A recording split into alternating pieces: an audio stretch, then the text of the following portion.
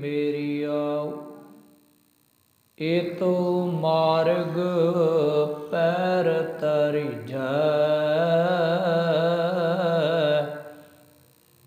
सिर दीजै कान ना कीजै पहला मरण कबूल जीवन की छाड़ियास हो सबना की ऋण का तो आओ हमारे पास हो।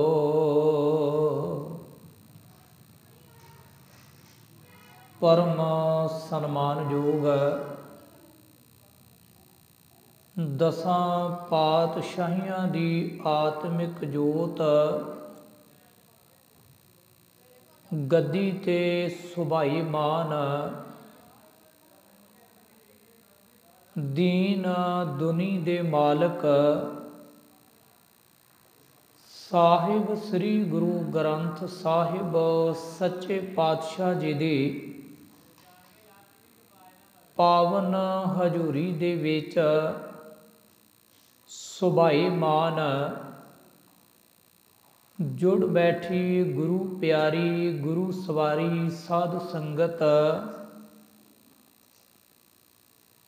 आओ अज आपां अमर शहीद बाबा जीवन सिंह जी जिन्हां दा इतिहास दे विचों एक एहो जिहा कारनामा पढ़ते आ रहे हाँ जिस कारनामे दे बारे अज तक किसी इतिहास दे विचों जिक्र नहीं मिलता। एडा वड्डा कारनामा सी बाबा जीवन सिंह जी दी सिख कौम नूं की देन है। उन्होंने सिख धर्म वास्ते की योगदान पाया है, क्योंकि अज तक दुनिया के इतिहास अंदर शायद इहो जिहा इतिहास किसी ने सिरजिया होवे, पर आपां उस ब्रह्म ज्ञानी महापुरख के जीवन बारे कुछ क समां यतन करांगे विचार कर सकीए, क्योंकि इहो जे योधे जिहड़े अज तक साडी कौम दी अख तो ओले रहे ते इतिहासकारां ने बहुत वड्डा विदकरा भी कीता, जिन्हां ने इतिहास नूं लिखदे समय भी बड़ी बेइनसाफी कीती ते बोलन दे समय भी बेइनसाफी कीती। मैं निक्का जिहा सी ते उस वेले ये गल सुनते आए हाँ, जदों भी किते ये दिन आउंदा ते सारा इतिहास सुणाउण तो बाद एक गल कीती जांदी सी भई कोई इंसान सी, कोई सिख सी जिन्हें बहुत वड्डा कारनामा कीता, जिन्हें बहुत वड्डी कुर्बानी कीती। उस सिख दा नाम लैण तो गुरेज कीता जांदा सी ते आखिया जांदा सी एक सिख सी जिन्हें दिल्ली तो गुरु तेग बहादुर पातशाह जी दा सीस चुकिया ते आनंदपुर साहिब दे विच पहुंचाया। पर सच करके जाणियो बड़ा दुख हुंदा जदों लखारी भी विदकरा कर जाण, क्योंकि लखारी दे हाथ दे विच बड़ी वड्डी ताकत हुंदी आ। कलम दी ताकत तलवार दी ताकत नालों भी ज़्यादा जबरदस्त हुंदी, पर जे बुलारा भी विदकरा कर जाए बड़ा दुख हुंदा। फिर कौम दे योधियां दे वारसां नूं बोलना पैंदा ते लिखना पैंदा है। अज साडे इतिहास दे अंदर साडे धर्म दे अंदर साडी कौम दे अंदर इहो जे विद्वान पैदा होए ਇਹੋ ਜਿਹੇ ਲਖਾਰੀ ਪੈਦਾ ਹੋਏ ਜਿਨ੍ਹਾਂ ਨੇ ਉਸ ਇਤਿਹਾਸ ਨੂੰ ਡੀਪਲੀ ਬਹੁਤ ਡੰਗਾਈ ਦੇ ਵਿੱਚ ਸਾਧ ਸੰਗਤ ਖੋਜਣ ਦਾ ਯਤਨ ਕੀਤਾ ਹੈ ਤੇ ਖੋਜਣ ਤੋਂ ਬਾਅਦ ਉਹਨਾਂ ਨੇ ਉਹ ਤੱਤ ਸਾਡੇ ਸਾਹਮਣੇ ਲਿਆਂਦੇ।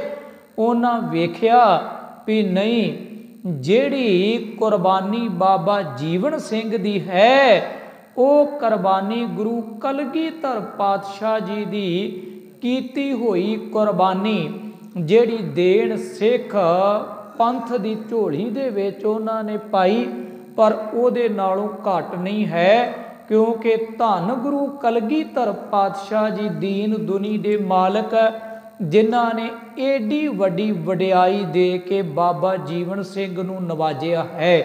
ਕਿਉਂਕਿ ਆਪਾਂ ਉਸ ਯੋਧੇ ਦੀ ਗੱਲ ਕਰਾਂਗੇ। ਮੈਂ ਬੇਨਤੀ ਕਰਾਂਗਾ, ਜਦੋਂ ਮੈਂ ਗੁਰਦੁਆਰਾ ਸਾਹਿਬ ਤੋਂ ਅੰਦਰ ਐਂਟਰੀ ਕੀਤੀ ਸੀ ਤੇ ਕੁਛ ਨੌਜਵਾਨ ਬੱਚੇ ਅੱਗ ਸੇਕ ਰਹੇ ਸਨ।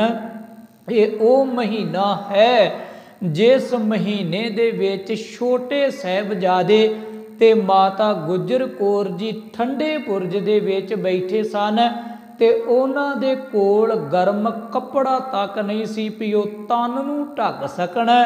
ਤੇ ਸਾਧ ਸੰਗਤ, ਅੱਜ ਉਹਨਾਂ ਦੀ ਬਦੌਲਤ ਅਸੀਂ ਅੱਗ ਸੇਕ ਰਹੇ ਹਾਂ। ਗਰਮ ਕੱਪੜੇ ਪਹਿਨ ਕੇ ਅਸੀਂ ਬਿਸਤਰਿਆਂ ਦੇ ਵਿੱਚ ਬੈਠੇ ਆਪਣੀ ਉਸ ਆਜ਼ਾਦੀ ਦਾ ਨਿੱਘ ਮਾਣ ਰਹੇ ਹਾਂ, ਜਿਹੜੀ ਆਜ਼ਾਦੀ ਤੇ ਜਿਹੜੀ ਉਹ ਸੁੱਖ ਸਹੂਲਤ ਸਾਨੂੰ ਸਾਡੇ ਵਡੇਰੇ ਦੇ ਗਏ।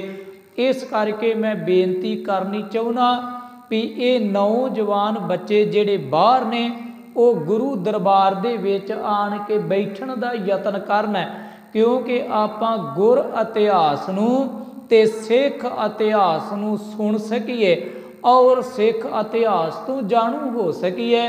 ਸਾਡੇ ਵੱਡ ਵਡੇਰਿਆਂ ਨੇ ਕਿਹੜੇ ਕਿਹੜੇ ਕਾਰਨਾਮੇ ਕੀਤੇ, ਉਹਨਾਂ ਦੀ ਬਦੌਲਤ ਅੱਜ ਅਸੀਂ ਕੀ ਸੁੱਖ ਸਹੂਲਤਾਂ ਮਾਣ ਰਹੇ ਹਾਂ। ਤੇ ਆਓ ਗੁਰੂ ਕਿਰਪਾ ਕਰੇ, ਮੈਂ ਬਾਬਾ ਜੀਵਨ ਸਿੰਘ ਜੀ ਦੇ ਇਤਿਹਾਸ ਨੂੰ ਆਰੰਭ ਕਰਨ ਤੋਂ ਪਹਿਲਾਂ ਇੱਕ ਬੇਨਤੀ ਕਰਾਂ ਵੀ ਸਭ ਤੋਂ ਪਹਿਲਾਂ ਇੱਕ ਤੇ ਜਿੱਥੋਂ ਜਿੱਥੋਂ ਤੱਕ ਵੀ ਆਵਾਜ਼ ਜਾ ਰਹੀ ਹੈ, ਮੇਰੀਆਂ ਭੈਣਾਂ ਬੀਬੀਆਂ ਤੇ ਉਹ ਬਜ਼ੁਰਗ ਘਰਾਂ ਦੇ ਵਿੱਚ ਬੈਠੇ ਸਾਧ ਸੰਗਤ ਗੁਰੂ ਘਰ ਪਹੁੰਚਣ ਦੀ ਕਿਰਪਾਲਤਾ ਕਰਨ। ਗੁਰਦੁਆਰਾ ਸਾਹਿਬ ਦੇ ਪ੍ਰਧਾਨ ਸਾਡੇ ਰਿਸ਼ਤੇ ਦੇ ਵਿੱਚ ਮਾਮਾ ਜੀ, ਕਿਉਂਕਿ ਦਾਸ ਦੇ ਨਾਨਕੇ ਵੀ ਇਸ ਪਿੰਡ ਦੇ ਵਿੱਚ ਤੇ ਮੇਰਾ ਜੰਮ ਪਲ ਵੀ ਇਸੇ ਪਿੰਡ ਦਾ ਜਨਮ ਹੈ। ਇਸ ਕਰਕੇ ਬੜਾ ਮਾਣ ਹੁੰਦਾ, ਬੜੀ ਖੁਸ਼ੀ ਹੁੰਦੀ ਵੀ ਇਸ ਨਗਰ ਦੇ ਵਿੱਚ ਜਦੋਂ ਅਸੀਂ ਆਉਨੇ ਆ ਤੇ ਸਾਡਾ ਨਾਨਕਾ ਪਿੰਡ ਹੈ। ਮੈਂ ਬੇਨਤੀ ਕਰਾਂ, ਘਰਾਂ ਦੇ ਵਿੱਚ ਬੈਠੇ ਆਪਾਂ ਸੁਣ ਰਹੇ ਹਾਂ ਟੀਵੀ ਦਾ ਯੁੱਗ, ਪਰ ਜੋ ਆਨੰਦ ਗੁਰੂ ਸਾਹਿਬ ਦੀ ਹਜ਼ੂਰੀ ਦੇ ਵਿੱਚ ਬੈਠ ਕੇ ਆਏਗਾ, ਸੰਗਤ ਕਰਨ ਦਾ ਆਨੰਦ ਗੁਰੂ ਪਾਤਸ਼ਾਹ ਜੀ ਦੀ ਗੋਦ ਦੇ ਵਿੱਚ ਹੈ। ਘਰਾਂ ਦੇ ਵਿੱਚ ਬੈਠੇ ਅਸੀਂ ਟੀਵੀ ਦੀ ਸੰਗਤ ਤੇ ਕਰ ਸਕਦੇ ਹਾਂ, ਰੇਡੀਓ ਦੀ ਸੰਗਤ ਕਰ ਸਕਦੇ ਹਾਂ, ਕੁਛ ਨਾ ਕੁਛ ਸਾਡੇ ਕੰਨੀ ਆਵਾਜ਼ ਪਏਗੀ, ਪਰ ਸੰਗਤ ਤੋਂ ਵਾਂਝੇ ਰਹਿ ਜਾਵਾਂਗੇ। ਅੱਜ ਭਾਵੇਂ ਨਗਰ ਕੀਰਤਨ ਸੀ, ਸਵੇਰ ਤੋਂ ਲੈ ਕੇ ਸ਼ਾਮਾਂ ਤੱਕ ਸੰਗਤਾਂ ਨੇ ਨਗਰ ਕੀਰਤਨ ਦੇ ਵਿੱਚ ਵੀ ਸੇਵਾ ਨਿਭਾਈ ਹੈ, ਕਿਉਂਕਿ ਠੰਡ ਦਾ ਸਮਾਂ ਸਾਰਾ ਦਿਨ ਸੰਗਤਾਂ ਨੇ ਸ਼ਬਦ ਕੀਰਤਨ ਤੇ ਨਾਲ ਨਾਲ ਪੈਦਲ ਯਾਤਰਾ ਵੀ ਕੀਤੀ ਹੋਵੇਗੀ। ਪਰ ਸਾਧ ਸੰਗਤ, ਆ ਜਿਹੜੇ ਦਿਨ ਚੱਲ ਰਹੇ ਆ ਨਾ, ਇਹ ਸ਼ਹੀਦੀ ਦਿਹਾੜਿਆਂ ਦਾ ਮਹੀਨਾ ਹੈ। ਭਾਵੇਂ ਕਿ ਸਾਰਾ ਸਾਲ ਹੀ ਸਿੱਖ ਵਾਸਤੇ ਸ਼ਹੀਦੀ ਭਰਿਆ ਇਤਿਹਾਸ, ਪਰ ਇਸ ਮਹੀਨੇ ਦੇ ਵਿੱਚ ਆਪਾਂ ਇਹ ਵੇਖਣਾ ਹੈ ਭਈ ਉਹ ਸਾਹਿਬਜ਼ਾਦੇ ਮਾਤਾ ਗੁਜਰ ਕੌਰ ਜੀ ਤੇ ਬਾਬਾ ਜੀਵਨ ਸਿੰਘ ਵਰਗੇ ਯੋਧੇ ਤੇ ਚਮਕੌਰ ਦੀ ਜੰਗ ਹੋ ਰਹੀ ਹੈ। ਕਿਉਂਕਿ ਇਹਨਾਂ ਦਿਨਾਂ ਦੇ ਵਿੱਚ ਤੇ ਪੁਰਾਣੇ ਸਮਿਆਂ ਦੇ ਵਿੱਚ ਕੋਈ ਸੌਂਦਾ ਨਹੀਂ ਸੀ। ਜੇ ਲੋਕ ਸੌਂਦੇ ਸਨ ਤੇ ਸਾਧ ਸੰਗਤ ਤੋਂ ਜ਼ਮੀਨ ਭੌਂ ਦੇ ਉੱਤੇ ਸੌਂਦੇ ਸਨ, ਭੁੰਜੇ ਸੌਣ ਦਾ ਯਤਨ ਕਰਦੇ ਸੀ ਵੀ ਨਾ ਸਾਡੇ ਵੱਡ ਵਡੇਰੇ ਇਸ ਧਰਤੀ ਦੇ ਉੱਤੇ ਪੈਦਾ ਹੋਏ ਤੇ ਉਹਨਾਂ ਨੇ ਸਾਡੇ ਵਾਸਤੇ ਕਾਰਨਾਮੇ ਕੀਤੇ। ਜਦੋਂ ਕਿਤੇ ਸਰਹੰਦ ਦਾ ਇਤਿਹਾਸ ਪੜ੍ਹੋਗੇ ਨਾ ਤੇ ਅੱਜ ਵੀ ਆ ਜਿਹੜਾ ਮਹੀਨਾ ਆਰੰਭ ਹੋਇਆ ਤੇ ਜਿੰਨੇ ਉਸ ਸਰਹੰਦ ਦੇ ਰਹਿਣ ਵਾਲੇ ਲੋਕ, ਚਾਹੇ ਉਹ ਬਜ਼ੁਰਗ ਤੇ ਚਾਹੇ ਨੌਜਵਾਨ ਬੀਬੀਆਂ, ਸਾਧ ਸੰਗਤ ਚਿੱਟੇ ਚੁੰਨੀਆਂ ਲੈ ਕੇ, ਚਿੱਟੇ ਕੱਪੜੇ ਪਾ ਕੇ ਉਹ ਗੁਰੂ ਘਰ ਸਵੇਰੇ ਅੰਮ੍ਰਿਤ ਵੇਲੇ ਦਰਸ਼ਨ ਕਰਨ ਵਾਸਤੇ ਜਾਂਦੇ। ਤੇ ਸਰਹੰਦ ਦੇ ਲੋਕ ਅੱਜ ਵੀ ਜ਼ਮੀਨ ਦੇ ਉੱਤੇ ਸੌਂਦੇ ਆ, ਕਿਉਂਕਿ ਯਾਦ ਕਰਦੇ ਆ ਉਹਨਾਂ ਸ਼ਹੀਦੀ ਦਿਹਾੜਿਆਂ ਨੂੰ। ਆਓ ਗੁਰੂ ਕਿਰਪਾ ਕਰੇ, ਜਿੱਥੋਂ ਤੱਕ ਦਾਸ ਦੀ ਆਵਾਜ਼ ਜਾ ਰਹੀ ਹੈ, ਯਤਨ ਕਰੀਏ ਆਪਾਂ ਗੁਰੂ ਘਰ ਦੇ ਵਿੱਚ ਪਹੁੰਚਣ ਦੀ ਕੋਸ਼ਿਸ਼ ਕਰੀਏ, ਉਪਰਾਲਾ ਕਰੀਏ, ਕਿਉਂਕਿ ਉਦਮ ਕਰੇਂਦਿਆਂ ਜੀਓ ਤੂੰ, ਕਮਾਵਦਿਆਂ ਸੁਖ ਪਹੁੰਚ, ਧਿਆਏ ਦਿਆਂ ਤੂੰ ਹਰ ਮੇਲ, ਨਾਨਕ ਉਤਰੀ ਚਿੰਤ, ਉਦਮ ਕਰਨਾ ਬੜਾ ਜ਼ਰੂਰੀ ਹੈ। ਇਸੇ ਕਰਕੇ ਅੱਜ ਸਾਡੇ ਧਰਮ ਦੇ ਵਿੱਚ ਗਿਰਾਵਟ ਆ ਰਹੀ ਪਈ। ਆਪਾਂ ਇੱਕ ਤੇ ਉਦਮੀ ਨਹੀਂ, ਇੱਕ ਬੜੇ ਉਵੇਸਲੇ ਹੋ ਚੁੱਕੇ ਹਾਂ, ਖਾਸ ਕਰਕੇ ਜਿੱਥੇ ਅਸੀਂ ਆਪਣੀਆਂ ਜ਼ਿੰਮੇਵਾਰੀਆਂ ਤੋਂ ਕੰਨੀ ਕਤਰਾ ਰਹੇ ਹਾਂ, ਉੱਥੇ ਸਾਧ ਸੰਗਤ ਅਸੀਂ ਧਰਮ ਵੱਲੋਂ ਵੀ ਬੜੇ ਅਵੇਸਲੇ ਹੋ ਚੁੱਕੇ ਹਾਂ। ਤਾਂ ਹੀ ਤੇ ਸਾਡੇ ਧਰਮ ਦੇ ਵਿੱਚ ਗਿਰਾਵਟ ਆ ਗਈ ਤੇ ਢਾਹ ਲੱਗ ਰਹੀ। ਨੌਜਵਾਨ ਪੀੜ੍ਹੀ ਵੀ ਜਿਹੜੀ ਉਹ ਪਤਤ ਪੁਣੇ ਵੱਲ ਵੱਧਦੀ ਜਾ ਰਹੀ। ਇੱਕ ਤੇ ਨਸ਼ਾਖੋਰੀ ਜਿਹੜੀ ਉਹ ਵੱਧਦੀ ਜਾ ਰਹੀ। ਯਤਨ ਕਰੀਏ ਆਪਾਂ ਵੱਧ ਤੋਂ ਵੱਧ, ਜਦੋਂ ਵੀ ਕੋਈ ਬੁਲਾਰਾ ਆਵੇ, ਕੋਈ ਗੁਰੂ ਘਰ ਦਾ ਕੀਰਤਨੀਆ ਆਵੇ, ਕੋਈ ਕਵੀਸ਼ਰੀ ਜਥਾ ਆਵੇ, ਕੋਈ ਢਾਡੀ ਆਵੇ, ਤੇ ਆਪਾਂ ਵੱਧ ਤੋਂ ਵੱਧ ਹਾਜ਼ਰੀ ਭਰੀਏ, ਕਿਉਂਕਿ ਉਹਦਾ ਹੌਸਲਾ ਵੱਧਦਾ ਹੈ। ਚਾਰ ਸਰੀਰ ਗੁਰੂ ਦੇ ਦਰਬਾਰ 'ਚ ਬੈਠੇ ਹੋਣ ਤੇ ਬੁਲਾਰੇ ਨੂੰ ਬੋਲਣ ਦਾ ਇੱਕ ਵੱਖਰਾ ਆਨੰਦ ਆਏਗਾ। ਆਓ ਇੱਕ ਵਾਰੀ ਇਤਿਹਾਸ ਨੂੰ ਆਰੰਭ ਕਰਨ ਤੋਂ ਪਹਿਲਾਂ ਜਿੱਥੋਂ ਤੱਕ ਆਵਾਜ਼ ਜਾ ਰਹੀ, ਇੱਕ ਤੇ ਗੁਰੂ ਦੁਆਰੇ ਪਹੁੰਚਣ ਦੀ ਆਪਾਂ ਖੇਚਲ ਕਰੀਏ, ਯਤਨ ਕਰੀਏ ਗੁਰੂ ਘਰ ਦੀ ਹਾਜ਼ਰੀ ਭਰਨ ਦਾ। ਤੇ ਦੂਸਰਾ, ਆਓ ਇਤਿਹਾਸ ਆਰੰਭ ਕਰਨ ਤੋਂ ਪਹਿਲਾਂ ਇੱਕ ਵਾਰੀ ਗੁਰੂ ਫਤਿਹ ਦੇ ਨਾਲ ਪਾਈਏ ਸਾਂਝ, ਪਿਆਰ ਦੇ ਨਾਲ ਇੱਕੇ ਵਾਰੀ ਕਹਿਣ ਤੇ ਬੁਲਾਓ ਫਤਿਹ। ਆਖੋ ਜੀ ਵਾਹਿਗੁਰੂ ਜੀ ਕਾ ਖਾਲਸਾ, ਵਾਹਿਗੁਰੂ ਜੀ ਕੀ ਫਤਿਹ। ਕਿਉਂਕਿ ਬਾਬਾ ਜੀਵਨ ਸਿੰਘ ਦੀ ਗੱਲ ਕਰਨ ਵਾਸਤੇ ਆਪਾਂ ਇੱਥੇ ਇਕੱਤਰ ਹੋਏ ਹਾਂ। ਭਾਵੇਂ ਕਿ ਹਰ ਇੱਕ ਯੋਧੇ ਦਾ ਬੜਾ ਯੋਗਦਾਨ ਰਿਹਾ ਹੈ ਸਿੱਖ ਇਤਿਹਾਸ ਦੇ ਅੰਦਰ। ਗੁਰੂ ਕਲਗੀਧਰ ਪਾਤਸ਼ਾਹ ਨੇ ਕੱਲੇ ਕੱਲੇ ਸਿੱਖ ਨੂੰ ਆਪਣੇ ਗਲ ਦੇ ਨਾਲ ਲਾ ਕੇ, ਸੀਨੇ ਦੇ ਨਾਲ ਲਾ ਕੇ ਬੜਾ ਮਾਣ ਤੇ ਸਨਮਾਨ ਬਖਸ਼ਿਆ ਹੈ। ਪਰ ਬਾਬਾ ਜੀਵਨ ਸਿੰਘ ਇੱਕ ਇਹੋ ਜਿਹੇ ਮਹਾਨ ਯੋਧੇ ਇਹ ਸਿੱਖ ਇਤਿਹਾਸ ਦੇ ਅੰਦਰ ਹੋਏ, ਜਿਨ੍ਹਾਂ ਨੂੰ ਇੱਕ ਵੱਖਰੀ ਵਡਿਆਈ ਗੁਰੂ ਕਲਗੀਧਰ ਪਾਤਸ਼ਾਹ ਵੱਲੋਂ ਦਿੱਤੀ ਗਈ ਹੈ। ਕਿਉਂਕਿ ਮੈਂ ਬਾਬਾ ਜੀ ਦੇ ਪਿਛੋਕੜ ਦੀ ਥੋੜ੍ਹੀ ਜਿਹੀ ਗੱਲ ਕਰਕੇ ਫਿਰ ਮੈਂ ਅੱਗੇ ਚੱਲਾਂਗਾ, ਤੇ ਜਿੰਨਾ ਕੁ ਸਮਾਂ ਮਿਲਿਆ ਹੈ ਆਪਾਂ ਯਤਨ ਕਰਾਂਗੇ ਸਮੇਂ ਦੇ ਵਿੱਚ ਰਹਿ ਕੇ ਤੇ ਸੀਮਤ ਸਮੇਂ ਦੇ ਅੰਦਰ ਬਾਬਾ ਜੀ ਦੇ ਇਤਿਹਾਸ ਦੀ ਗੱਲ ਕਰਦੇ ਜਾਈਏ, ਉਹਨਾਂ ਦਾ ਜੀਵਨ ਸਾਡੀ ਸਮਝ ਦੇ ਵਿੱਚ ਆ ਸਕੇ।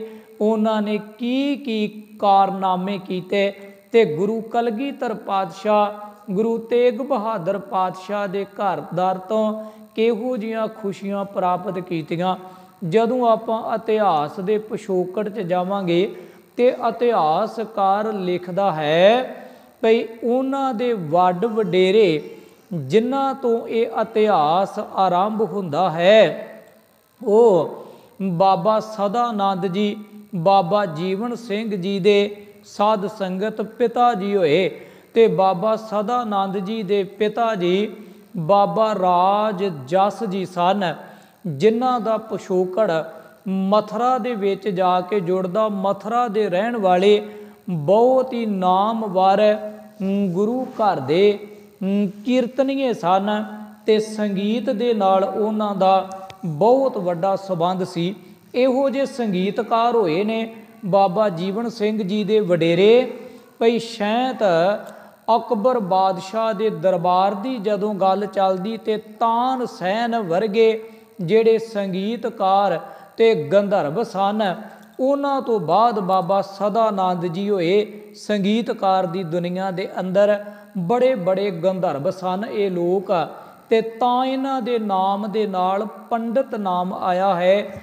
ਅੱਜ ਵੀ ਜਦੋਂ ਆਪਾਂ ਇਤਿਹਾਸ ਦੇ ਅੰਦਰੋਂ ਕਿਤੇ ਨਾਮ ਦੀ ਖੋਜ ਕਰਾਂਗੇ ਤੇ ਬਾਬਾ ਪੰਡਤ ਬਾਬਾ ਰਾਜ ਜਸ ਜੀ ਨਾਮ ਕਰਕੇ ਆਏਗਾ। ਉਸ ਤੋਂ ਬਾਅਦ ਪੰਡਤ ਬਾਬਾ ਸਦਾਨੰਦ ਜੀ ਕਰਕੇ ਨਾਮ ਆਏਗਾ।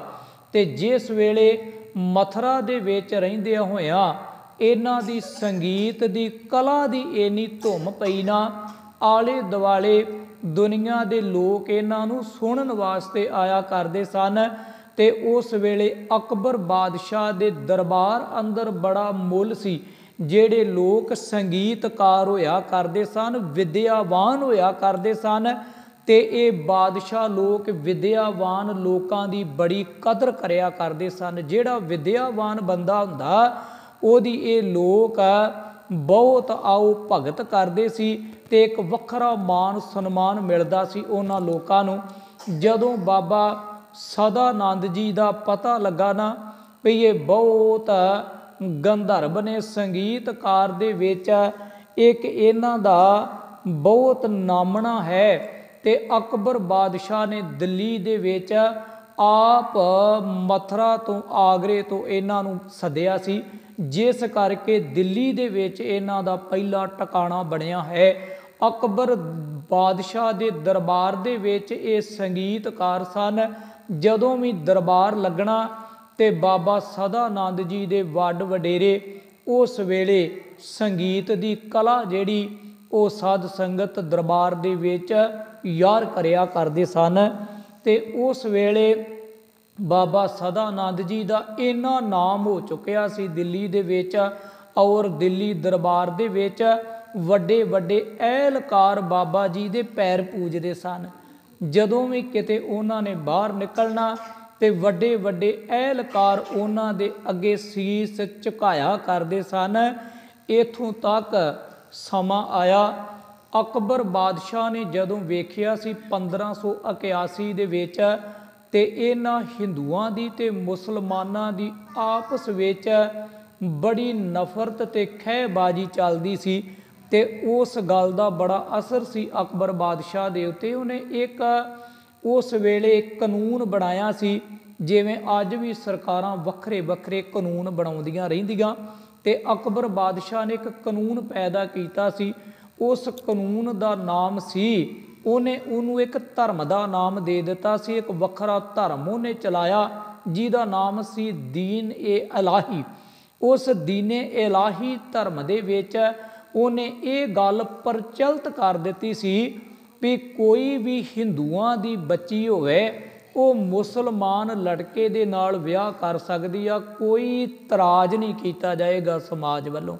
ਜੇ ਕੋਈ ਮੁਸਲਮਾਨਾਂ ਦੀ ਬੱਚੀ ਹਿੰਦੂ ਬੱਚੇ ਨਾਲ ਵਿਆਹ ਕਰਨਾ ਚਾਹੁੰਦੀ ਹੋਵੇ ਤੇ ਉਹ ਕਰ ਸਕਦੀ ਆ, ਕਿਸੇ ਨੂੰ ਕੋਈ ਇਤਰਾਜ਼ ਨਹੀਂ ਹੋਵੇਗਾ। ਉਹਦਾ ਕਾਰਨ ਇਹ ਸੀ, ਅਕਬਰ ਬਾਦਸ਼ਾਹ ਚਾਹੁੰਦਾ ਸੀ ਵੀ ਜਿਹੜੀ ਆਪਸ ਵਿੱਚ ਇਹਨਾਂ ਦੇ ਫੁੱਟ ਤੇ ਨਫ਼ਰਤ ਉਹ ਖਤਮ ਹੋ ਜਾਏ, ਉਹ ਨਫ਼ਰਤ ਨਾ ਰਹੇ, ਕਿਉਂਕਿ ਉਹਨੂੰ ਪਤਾ ਸੀ ਮੁਸਲਮਾਨ ਜਿਹੜੇ ਉਹ ਇਸਲਾਮ ਧਰਮ ਵਾਸਤੇ ਲੜਨ ਮਰਨ ਲਈ ਤਿਆਰ ਹੈ, ਤੇ ਜਿਹੜਾ ਹਿੰਦੂ ਉਹ ਹਿੰਦੂਵਤ ਵਾਸਤੇ। ਇਸ ਕਰਕੇ ਉਹ ਚਾਹੁੰਦਾ ਸੀ ਵੀ ਇਹਨਾਂ ਦੀ ਆਪਸ ਵਿੱਚ ਨੇੜਤਾ ਜਿਹੜੀ ਉਹ ਬਣੀ ਰਵੇ। ਪਰ ਸਾਧ ਸੰਗਤ ਉਹ 1581 ਦੇ ਵਿੱਚ ਇਹ ਧਰਮ ਜਿਹੜਾ ਆਰੰਭ ਹੋਇਆ, ਧੜਾ ਧੜ ਲੋਕਾਂ ਨੇ ਇਸੇ ਤਰ੍ਹਾਂ ਹੀ ਕੀਤਾ। ਕਈ ਹਿੰਦੂ ਬੱਚੀਆਂ ਨੇ ਮੁਸਲਮਾਨ ਬੱਚਿਆਂ ਦੇ ਨਾਲ ਵਿਆਹ ਕਰਾਏ, ਕਈ ਮੁਸਲਮਾਨ ਔਰਤਾਂ ਨੇ ਹਿੰਦੂਆਂ ਦੇ ਨਾਲ ਵਿਆਹ ਕਰਾਏ। ਤੇ 1581 ਤੋਂ ਲੈ ਕੇ ਤੇ 1605 ਤੱਕ 25 ਸਾਲ ਇਹ ਧਰਮ ਬੜਾ ਸਿਖਰ ਤੇ ਰਿਹਾ। ਆਖਰਕਾਰ ਹੋਇਆ ਕਿ ਜਿਹੜੇ ਉਸ ਵੇਲੇ ਦੇ ਸ਼ੇਖ ਲੋਕ ਸਨ ਨਾ, ਮੁਸਲਮਾਨ ਕਾਜੀ ਸ਼ੇਖ, ਤੇ ਜਾਂ ਜਿਹੜੇ ਵੱਡੇ ਵੱਡੇ ਬ੍ਰਾਹਮਣੀਵਾਦ ਦੇ ਵਿੱਚ ਫਸੇ ਹੋਏ ਲੋਕ ਪੰਡਤ, ਉਹਨਾਂ ਦੇ ਅੰਦਰ ਇਹ ਬੜੀ ਨਫ਼ਰਤ ਸੀ ਵੀ ਅਕਬਰ ਬਾਦਸ਼ਾਹ ਨੇ ਇਹ ਬੜਾ ਗਲਤ ਕੀਤਾ, ਕਿਉਂਕਿ ਧਰਮ ਨੂੰ ਢਾਹ ਬੜੀ ਲੱਗੇਗੀ। ਇਸਲਾਮ ਧਰਮ ਨੂੰ ਢਾਹ ਇਸ ਕਰਕੇ ਸੀ ਵੀ ਜੇ ਹਿੰਦੂਆਂ ਦੀ ਬੱਚੀ ਤੇ ਬੱਚਾ ਮੁਸਲਮਾਨਾਂ ਦਾ, ਤੇ ਹਿੰਦੂਆਂ ਦੀ ਬੱਚੀ ਘਰ ਦੇ ਵਿੱਚ ਗੀਤਾ ਵੀ ਪੜ੍ਹ ਸਕਦੀ, ਤੇ ਉਹ ਟੱਲ ਵੀ ਵਜਾ ਸਕਦੀ, ਜੋਤ ਵੀ ਜਗਾ ਸਕਦੀ, ਕੋਈ ਮਨਾਹੀ ਨਹੀਂ ਸੀ। पर यह है बड़ा खतरा सी धर्म वास्ते। मुसलमाना ने भी ये महसूस किया ते हिंदुआ ने भी। आखिरकार जदों अकबर बादशाह ने साध संगत अखां मीटियां ना, ਤਾਂ ਹੀ अकबर बादशाह के दरबार के अंदर जिथे कुरान पढ़ी जाती सी ना, उथे आरती भी की जाती सी। वेखो हैरानी वाली गल, अकबर बादशाह के दरबार दे विच आरती भी की जाती सी ते साध संगत कुरान दियां आयतां भी पढ़ियां जांदियां सन। ये वो बादशाह सी जिन्हें ये नफरत की भावना नूं खत्म करन दा यतन किया। पर ये जिहड़े कट्टड़वादी लोग सी उन्हां नूं नहीं सी ये चंगा लगदा। आखिरकार अकबर बादशाह 1605 ईस्वी नूं अखां मीट गया। किन्ना कुछ चिर आखिरकार बंदे ने रहना। जदों उहदा शरीर खत्म होया ना, ते उस वेले ये जिहड़े लोग सन जिन्हां दे अंदर नफरत की अग सी, एकदम वो बाहर आई ते इन्हां लोकां ने जिहड़े दीने इलाही धर्म दे नाल जुड़े हुए लोग सन, उन्हां नूं तरकारना शुरू कर दिता। सहजे सहजे अद्धी क सदी ये धर्म चलदा रहा ते उस तो बाद ये खत्म हो गया। मैं जिहड़ी बेनती करनी चाहुंदा वां, जिहड़ी इस धर्म दे विचों जिहड़े लोग आखिर जिन्हां ने परिवार वसाए, जिन्हां ने घर वसाए, जिन्हां दे विआह होए सन ना, उन्हां दी औलाद नूं साध संगत इन्हां ब्राह्मण लोकां ने ते शेख लोकां ने रंगड़ कहना शुरू किया सी। जिहड़ा रंगरेटा ते रंगड़ लफ्ज आया ना इतिहास दे अंदर, भी ये रंगरेटा लफ्ज कित्थों आया ते रंगड़ लफ्ज कित्थों आया, मैं इहदे वल ध्यान दिवाउणा चाहुंदा आप जी दा। जिस वेले मुसलमान बच्चा ते हिंदू बच्ची दे घर औलाद पैदा हुंदी सी, ਉਹਨੂੰ ਇਹ ਲੋਕ नफरत करते सन ते उन्होंने रंगड़ आख्या करते सी। सच करके जाणियो, ये जदों धर्म खत्म होया ते जिहड़े मुसलमान लोग सी, इन्हां ने अपने लोकां नूं, जिन्हां मुसलमानां ने हिंदू बच्चियां नाल विआह कराए सी, उन्हां दी औलाद नूं ते गल ना ला लिया।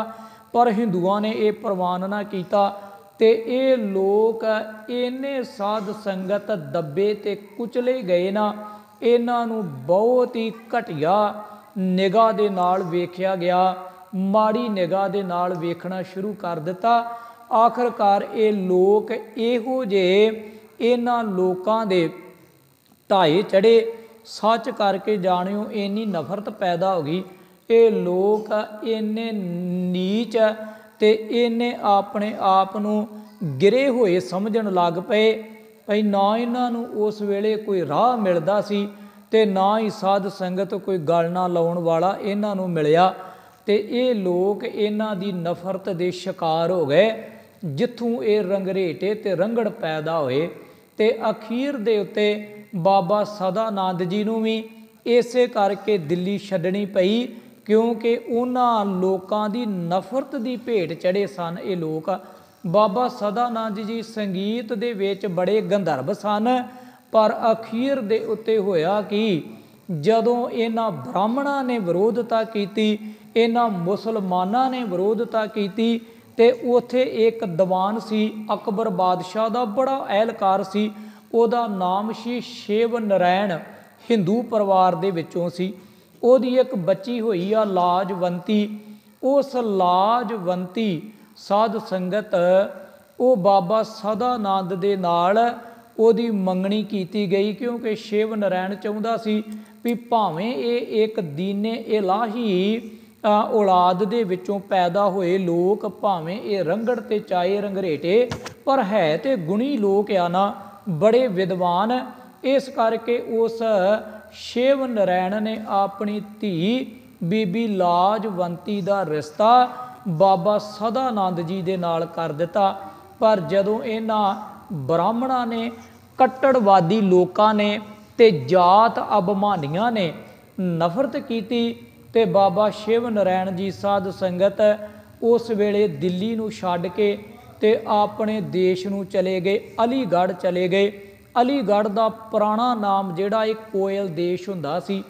जदों छड्ड के चले गए ते बाबा सदानंद जी बड़े उदास हो गए, क्योंकि आखिर उन्हां दी मंगनी होई सी बाबा शिव नारायण दी धी बीबी लाजवंती दे नाल।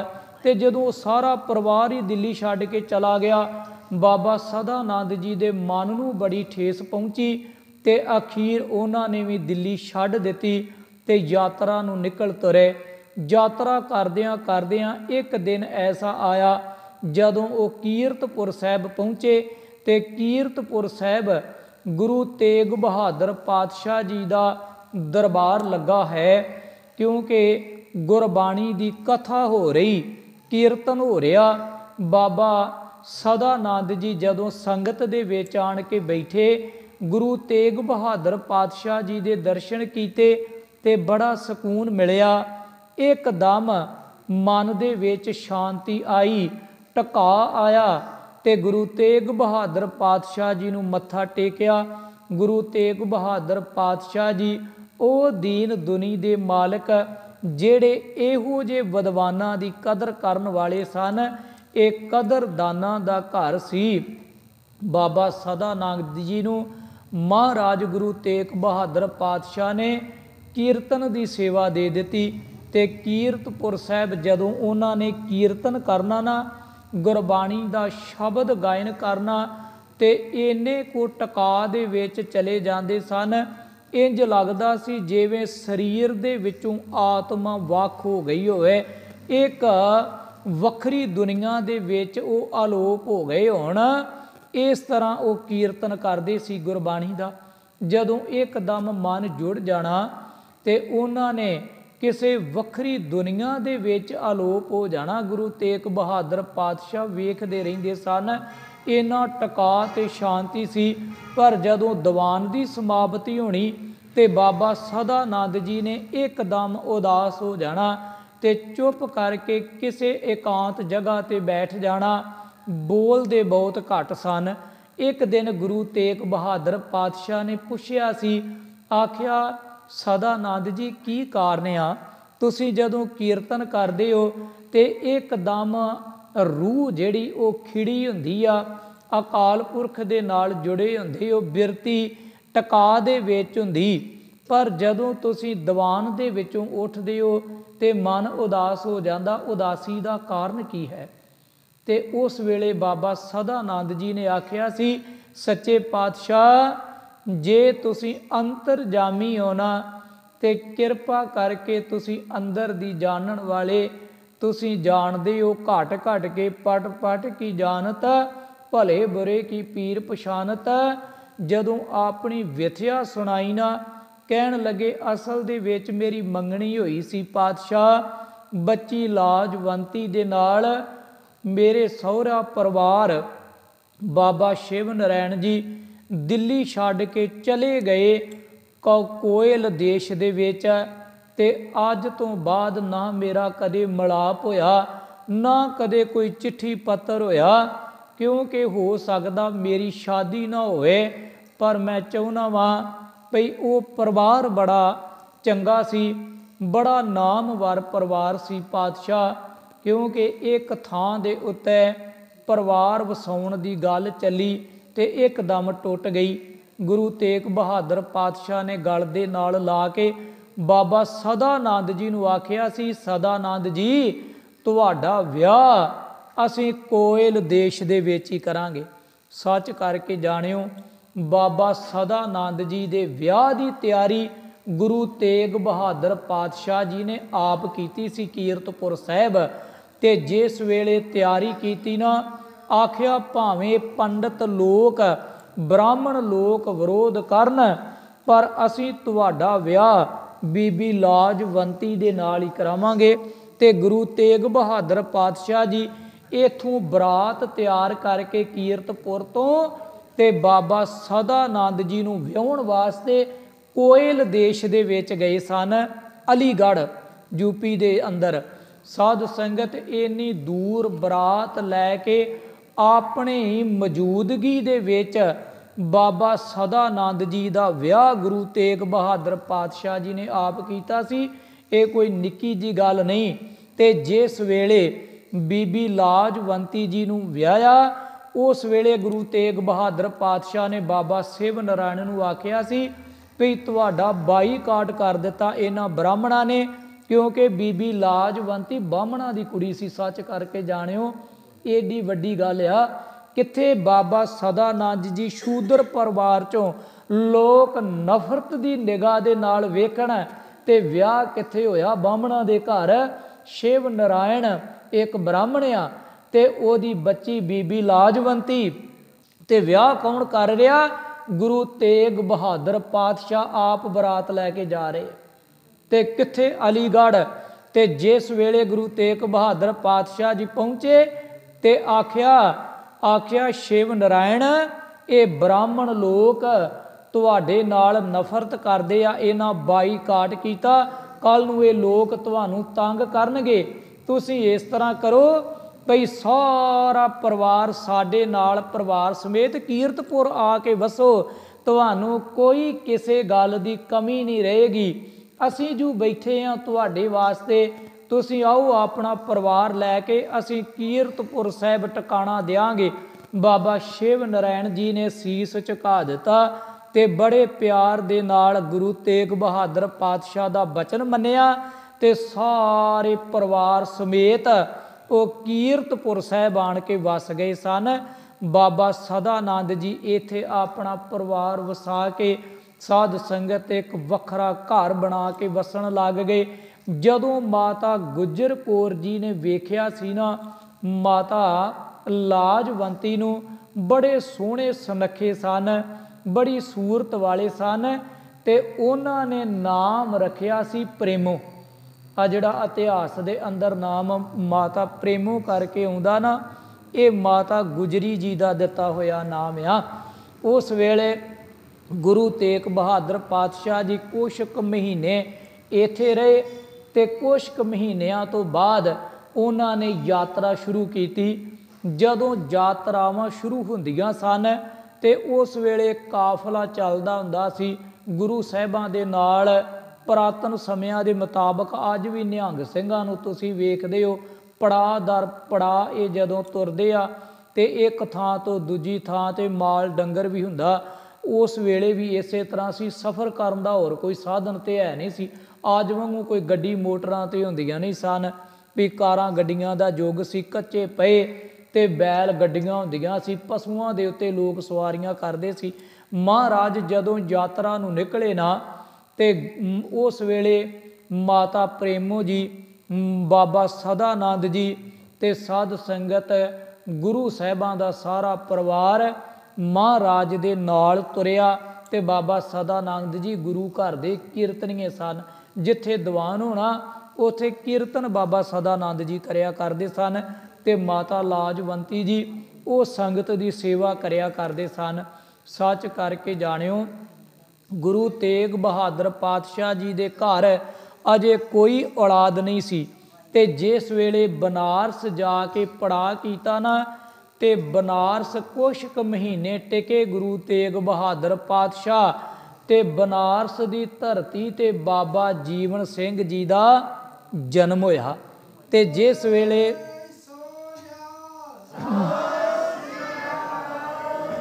वेले बाबा जीवन सिंह जी का जन्म होया भाई जैता जी का, ते सब तो वध खुशी माता गुजरी जी ने मनाई, माता गुजर कौर जी।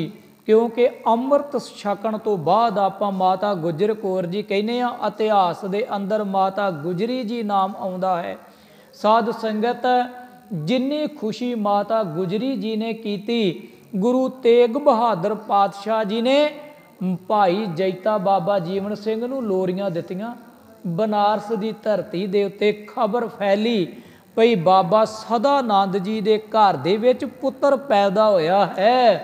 सच करके जाणियो खुशी की लहर दौड़ी, एकदम जिन्ना काफला सी खुशी दे नाल झूम उठिया है। गुरु तेग बहादुर पातशाह जी ने वखरे तौर ते खुशियां ते मनाइयां, पर जदों कुछड़ चुक के सिर ते हाथ रखिया ना ते आखिया ये साडा सूरबीर योधा पैदा होया, इहो जिहा बली इहो जिहा योधा ये बाबा सदानंद दे नाम नूं बड़ा उच्चा करेगा। ये वर दिते सी बा गुरु तेग बहादुर पातशाह जी ने। आखिर एक बच्चा छोटा सी ਅੱਗੇ ਸਫ਼ਰ ਕਰਨਾ ਬੜਾ ਮੁਸ਼ਕਲ ਸੀ। ਗੁਰੂ ਤੇਗ ਬਹਾਦਰ ਪਾਤਸ਼ਾਹ ਜੀ ਕਹਿਣ ਲੱਗੇ ਆਪਾਂ ਇੰਨਾ ਲੰਬੇਰਾ ਸਫ਼ਰ ਨਹੀਂ ਕਰਾਂਗੇ। ਬਨਾਰਸ ਤੋਂ ਫਿਰ ਵਾਪਸ ਪਰਤਣਾ ਕੀਤਾ। ਕੀਰਤਪੁਰ ਸਾਹਿਬ ਦੀ ਧਰਤੀ ਤੇ ਆਏ। ਜਦੋਂ ਬਾਬਾ ਜੀਵਨ ਸਿੰਘ ਜੀ, ਭਾਈ ਜੈਤਾ ਜੀ ਕੁਛ ਕੁ ਵਡੇਰੀ ਉਮਰ ਦੇ ਹੋਏ, ਹੋਸ਼ ਸੰਭਾਲੀ, ਤੇ ਉਸ ਵੇਲੇ ਫਿਰ ਗੁਰੂ ਤੇਗ ਬਹਾਦਰ ਪਾਤਸ਼ਾਹ ਜੀ ਪ੍ਰਚਾਰ ਫੇਰੀਆਂ ਤੇ ਚੱਲੇ ਸਨ। ਸਾਧ ਸੰਗਤ ਇਹੋ ਜਿਹੀ ਪ੍ਰਚਾਰ ਫੇਰੀ ਉਹਨਾਂ ਨੇ ਆਰੰਭ ਕੀਤੀ। ਜਦੋਂ ਕੀਰਤਪੁਰ ਆਨੰਦਪੁਰ ਸਾਹਿਬ ਦੀ ਧਰਤੀ ਤੋਂ ਚਾਲੇ ਪਾਏ ਤੇ ਪਟਨੇ ਦੀ ਧਰਤੀ ਤੱਕ ਗੁਰੂ ਤੇਗ ਬਹਾਦਰ ਪਾਤਸ਼ਾਹ ਜੀ ਪਹੁੰਚੇ। ਤੇ ਸੱਚ ਕਰਕੇ ਜਾਣਿਓ, ਉਸ ਵੇਲੇ ਮਾਤਾ ਗੁਜਰ ਕੌਰ ਜੀ, ਮਾਮਾ ਕਿਰਪਾਲ ਚੰਦ ਜੀ, ਗੁਰੂ ਗੋਬਿੰਦ ਸਿੰਘ ਪਾਤਸ਼ਾਹ ਜੀ ਦੇ ਮਾਮਾ ਜੀ, ਮਾਤਾ ਗੁਜਰੀ ਜੀ ਦੇ ਭਰਾ, ਤੇ ਗੁਰੂ ਤੇਗ ਬਹਾਦਰ ਪਾਤਸ਼ਾਹ ਜੀ ਉਸ ਵੇਲੇ ਭਾਈ ਮਤੀ ਦਾਸ, ਸਤੀ ਦਾਸ ਜੀ, ਜਿਨ੍ਹਾਂ ਨੇ ਬਾਅਦ ਦੇ ਵਿੱਚ ਸ਼ਹੀਦੀਆਂ ਪ੍ਰਾਪਤ ਕੀਤੀਆਂ, ਇਹ ਸਾਰੇ ਗੁਰੂ ਪਾਤਸ਼ਾਹ ਜੀ ਦੇ ਨਾਲ ਰਹਿੰਦੇ ਸਨ। ਹਜ਼ੂਰੀ ਸੇਵਾਦਾਰ ਸੀ ਇਹ ਸਾਰੇ।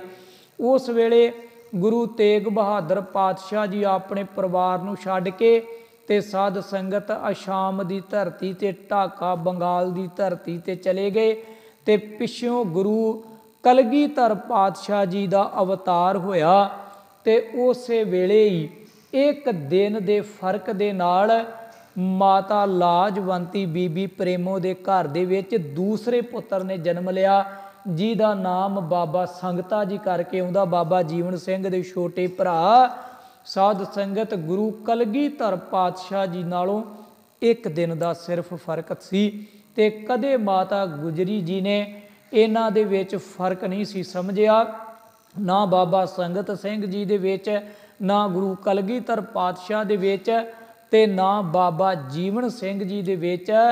ਜਿਸ ਵੇਲੇ ਗੁਰੂ ਕਲਗੀਧਰ ਪਾਤਸ਼ਾਹ ਜੀ ਦੇ 4 ਪੁੱਤਰ ਪੈਦਾ ਹੋਏ, ਉਹਨਾਂ ਨੇ ਵੀ 5ਵਾਂ ਸਾਹਿਬਜ਼ਾਦਾ ਮੰਨਿਆ ਬਾਬਾ ਜੀਵਨ ਸਿੰਘ ਜੀ ਨੂੰ। ਕਿਉਂਕਿ ਆਪਾਂ ਇਤਿਹਾਸ ਬਹੁਤ ਆ, ਪਰ ਮੇਨ ਜਿਹੜੀ ਗੱਲ ਆਪਾਂ ਕਰ ਰਹੇ ਹਾਂ ਅੱਜ, ਜਿਨ੍ਹਾਂ ਦਾ ਦਿਹਾੜਾ ਮਨਾ ਰਹੇ ਹਾਂ, ਉਹਨਾਂ ਦੇ ਇਤਿਹਾਸ 'ਤੇ ਹੀ ਆਪਾਂ ਕੇਂਦਰਿਤ ਰਵਾਂਗੇ।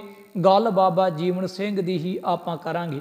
ਸਾਧ ਸੰਗਤ 12-13 ਸਾਲ ਦੀ ਉਮਰ ਤੱਕ ਬਾਬਾ ਜੀਵਨ ਸਿੰਘ ਜੀ ਨੇ ਜਿਹੜੇ ਇਲਾਕੇ ਦੇ ਵਿੱਚ ਉਹ ਰਹੇ ਤੇ ਵਿਚਰੇ, ਉਹਨਾਂ ਬੋਲੀਆਂ ਨੂੰ ਉਹਨਾਂ ਨੇ ਸਿੱਖ ਲਿਆ ਸੀ। ਇਹੋ ਜਿਹੀਆਂ ਬੋਲੀਆਂ ਦੇ ਮਾਰ ਸੀ ਉਹਨਾਂ ਦੇ ਕੋਲ। ਅਰਬੀ ਭਾਸ਼ਾ, ਫਾਰਸੀ ਭਾਸ਼ਾ, ਬਿਰਜ ਭਾਸ਼ਾ, ਹੋਰ ਵੀ ਕਈ ਭਾਸ਼ਾਵਾਂ ਦੇ ਉਹ ਮਾਰ ਸਨ ਬਾਬਾ ਜੀਵਨ ਸਿੰਘ। ਨਿਰੇ ਆਪਾਂ ਇਹ ਗੱਲ ਕਹੀਏ ਵੀ ਉਹ ਯੋਧੇ ਸੀ। ਜਿੱਥੇ ਉਹ ਤੇਗ ਦੇ ਧਨੀ, ਉੱਥੇ ਕਲਮ ਦੇ ਵੀ ਧਨੀ ਸਨ। ਉਹ ਕਿਤੇ ਅਨਪੜ੍ਹ ਨਹੀਂ ਸਨ। ਸਾਧ ਸੰਗਤ ਜਿਹੜਾ ਉਹਨਾਂ ਇਤਿਹਾਸ ਲਿਖਿਆ, ਉਹਨਾਂ ਦੀ ਬਾਣੀ ਜਿਹੜੀ ਲਿਖੀ ਗਈ, ਜਿਹੜੇ ਕਵਿਤ ਉਹਨਾਂ ਨੇ ਲਿਖੇ, ਉਹਨਾਂ ਦੇ ਕਵਿਤ ਪੜ੍ਹਨ ਤੋਂ ਬਾਅਦ ਪਤਾ ਲੱਗਦਾ ਬਾਬਾ ਜੀਵਨ ਸਿੰਘ ਕਿੰਨੇ ਕੁ ਵਿਦਵਾਨ ਸਨ। ਤੇ ਜੇ ਉਹਨਾਂ ਨੇ ਸ਼ਸਤਰ ਵਿਦਿਆ ਨੂੰ ਸਿੱਖਿਆ ਹੈ ਤੇ ਗੁਰੂ ਕਲਗੀਧਰ ਪਾਤਸ਼ਾਹ ਜੀ ਦੇ ਉਸਤਾਦ ਵਜੋਂ ਸਾਧ ਸੰਗਤ ਉੱਭਰੇ। ਕਿਉਂਕਿ ਗੁਰੂ ਕਲਗੀਧਰ ਪਾਤਸ਼ਾਹ ਜੀ ਨੂੰ ਸ਼ਸਤਰ ਵਿਦਿਆ ਵੀ ਬਾਬਾ ਜੀਵਨ ਸਿੰਘ ਜੀ ਨੇ ਸਿਖਾਈ। 12-13 ਸਾਲ ਉਹ ਵੱਡੇ ਸਨ। ਤੇ ਹੋਰ ਵੀ ਭਾਵੇਂ ਉਸ ਕਾਫਲੇ ਦੇ ਵਿੱਚ ਵੱਡੇ ਵਿਦਵਾਨ ਸਨ, ਪਰ ਬਾਬਾ ਜੀਵਨ ਸਿੰਘ ਦਾ ਇੱਕ ਵੱਖਰਾ ਅਸਥਾਨ ਸੀ ਜਿੱਥੇ ਉਹ ਨਿਸ਼ਾਨੇਬਾਜ਼ ਸਨ। ਕਿਉਂਕਿ ਇਤਿਹਾਸ ਨੂੰ ਪੜ੍ਹਨ ਤੋਂ ਪਤਾ ਲੱਗਦਾ ਵੀ 2 ਬੰਦੂਕਾਂ ਸੀ ਗੁਰੂ ਸਾਹਿਬ ਦੇ ਕੋਲ, ਜਿਹੜੀਆਂ 2 ਬੰਦੂਕਾਂ ਬਾਬਾ ਜੀਵਨ ਸਿੰਘ ਦੇ ਕੋਲ ਰਹਿੰਦੀਆਂ ਸੀ। ਇੱਕ ਦਾ ਨਾਮ ਬਾਗਣੀ, ਇੱਕ ਦਾ ਨਾਮ ਨਾਗਣੀ ਆਉਂਦਾ ਹੈ। ਤੇ 2 ਬੰਦੂਕਾਂ ਇਕੱਠੀਆਂ ਹੀ ਉਹ ਚਲਾ ਲੈਂਦੇ ਸਨ, ਇੰਨੇ ਮਾਰ ਸੀ ਉਹ। ਤੇ ਜੇ ਉਹ ਤਲਵਾਰ ਦੇ ਇੰਨੇ ਧਨੀ ਸਨ, ਤਲਵਾਰ ਚਲਾਉਂਦੇ ਸੀ ਮੈਦਾਨੇ ਜੰਗ ਦੇ ਵਿੱਚ, ਤੇ ਇੰਜ ਲੱਗਦਾ ਸੀ ਜਿਵੇਂ ਮੌਤ ਦਾ ਫਰਿਸ਼ਤਾ ਕੋਈ ਧਰਤੀ ਦੇ ਉੱਤੇ ਉਤਰ ਆਇਆ ਹੋਵੇ। ਕਿਉਂਕਿ ਉਹ ਦੁਸ਼ਮਣਾਂ ਦੇ ਛੱਕੇ ਛਡਾ ਦਿੰਦੇ ਸਨ। 14 ਜੰਗਾਂ ਗੁਰੂ ਕਲਗੀਧਰ ਪਾਤਸ਼ਾਹ ਜੀ ਦੇ ਨਾਲ ਲੜੀਆਂ, ਤੇ 14 ਜੰਗਾਂ ਦੇ ਵਿੱਚ ਹੀ ਗੁਰੂ ਤੇ ਕਲਗੀਧਰ ਪਾਤਸ਼ਾਹ ਦੇ ਨਾਲ ਉਹ ਕਾਫਲੇ ਦੇ ਜਥੇ ਦੇ ਜਥੇਦਾਰ ਵਜੋਂ ਵਿਚਰੇ। ਮੋਢੀ ਹੋ ਕੇ ਉਹਨਾਂ ਨੇ ਹਿੱਸਾ ਲਿਆ।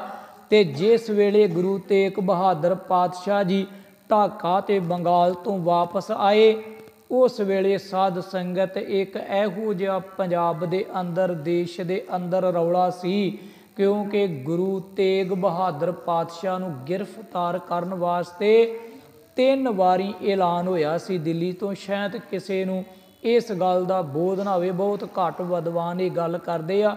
ਜਦੋਂ ਤੁਸੀਂ ਜੋਸ਼ ਜੀ ਦੀ ਕਿਤਾਬ ਪੜ੍ਹੋਗੇ, ਉਹਨਾਂ ਨੇ ਜ਼ਿਕਰ ਕੀਤਾ, ਦਲੇਰ ਸਿੰਘ ਜੋਸ਼ ਜੀ ਹੋਣਾ ਨੇ, ਭਈ 3 ਵਾਰੀ ਗ੍ਰਿਫਤਾਰੀ ਹੋਈ ਆ ਗੁਰੂ ਤੇਗ ਬਹਾਦਰ ਪਾਤਸ਼ਾਹ ਜੀ ਦੀ। ਪਰ ਜਦੋਂ ਤੀਸਰੀ ਵਾਰੀ ਦਿੱਲੀ ਤੋਂ ਹੁਕਮ ਹੋਇਆ ਨਾ ਔਰੰਗਜ਼ੇਬ ਦਾ, ਉਦੋਂ ਤੇ ਪੱਕਾ ਸੀ ਵੀ ਸ਼ਾਇਦ ਗੁਰੂ ਤੇਗ ਬਹਾਦਰ ਪਾਤਸ਼ਾਹ ਵਾਪਸ ਨਾ ਆਉਣ। ਇੱਕ ਵਾਰੀ ਉਹ ਅਸਾਮ ਦੀ ਧਰਤੀ ਤੋਂ, ਬੰਗਾਲ ਦੀ ਧਰਤੀ ਤੋਂ ਪ੍ਰਚਾਰ ਫੇਰੀ ਕਰਕੇ ਵਾਪਸ ਪਰਤ ਗਏ ਸਨ। ਜਦੋਂ ਗੁਰਤਾ ਗੱਦੀ ਤੇ ਬੈਠੇ, ਉਸ ਵੇਲੇ ਇਸ ਦੇਸ਼ ਦੇ ਵਿੱਚ ਬੜੀ ਹਿਲਜੁਲ ਸੀ। ਔਰੰਗਜ਼ੇਬ ਦੇ ਜ਼ੁਲਮਾਂ ਦੀ ਇੰਨੀ ਆਦਤ ਹੋ ਚੁੱਕੀ ਸੀ ਭਈ ਉਹਨੇ ਹਿੰਦੂਆਂ ਤੇ ਜ਼ੁਲਮ ਢਾਏ। ਉਹ ਸਾਧ ਸੰਗਤ ਜਿਹੜੇ ਗੈਰ ਮੁਸਲਮਾਨ, ਉਹਨਾਂ ਤੇ ਵੀ ਬਹੁਤ ਉਹ ਜ਼ੁਲਮ ਢਾਉਂਦਾ ਸੀ। ਨਾ ਉਹਨੇ ਕਿਸੇ ਪੀਰ ਨੂੰ ਬਖਸ਼ਿਆ, ਨਾ ਕਿਸੇ ਫਕੀਰ ਨੂੰ ਬਖਸ਼ਿਆ, ਨਾ ਕਿਸੇ ਬੰਦਗੀ ਕਰਨ ਵਾਲੀ ਰੂਹ ਨੂੰ ਉਹਨੇ ਬਖਸ਼ਿਆ। ਇੰਨਾ ਕੱਟੜ ਮੁਸਲਮਾਨ ਉਹ ਬਾਦਸ਼ਾਹ ਸੀ। ਉਹਨੇ ਆਪਣੇ ਪਿਓ ਤੱਕ ਨੂੰ ਨਹੀਂ ਸੀ ਬਖਸ਼ਿਆ, ਉਹਨੇ ਆਪਣੇ ਭਰਾਵਾਂ ਤੱਕ ਦਾ ਕਤਲ ਕੀਤਾ। ਜਿਹੜਾ ਬੰਦਾ ਆਪਣੇ ਪਿਓ ਦਾ ਕਾਤਲ ਹੋਵੇ, ਆਪਣੇ ਭਰਾਵਾਂ ਦਾ ਕਾਤਲ ਹੋਵੇ, ਉਹ ਸਾਧ ਸੰਗਤ ਦੂਜੇ ਦਾ ਕਿਉਂ ਭਲਾ ਕਰੇਗਾ।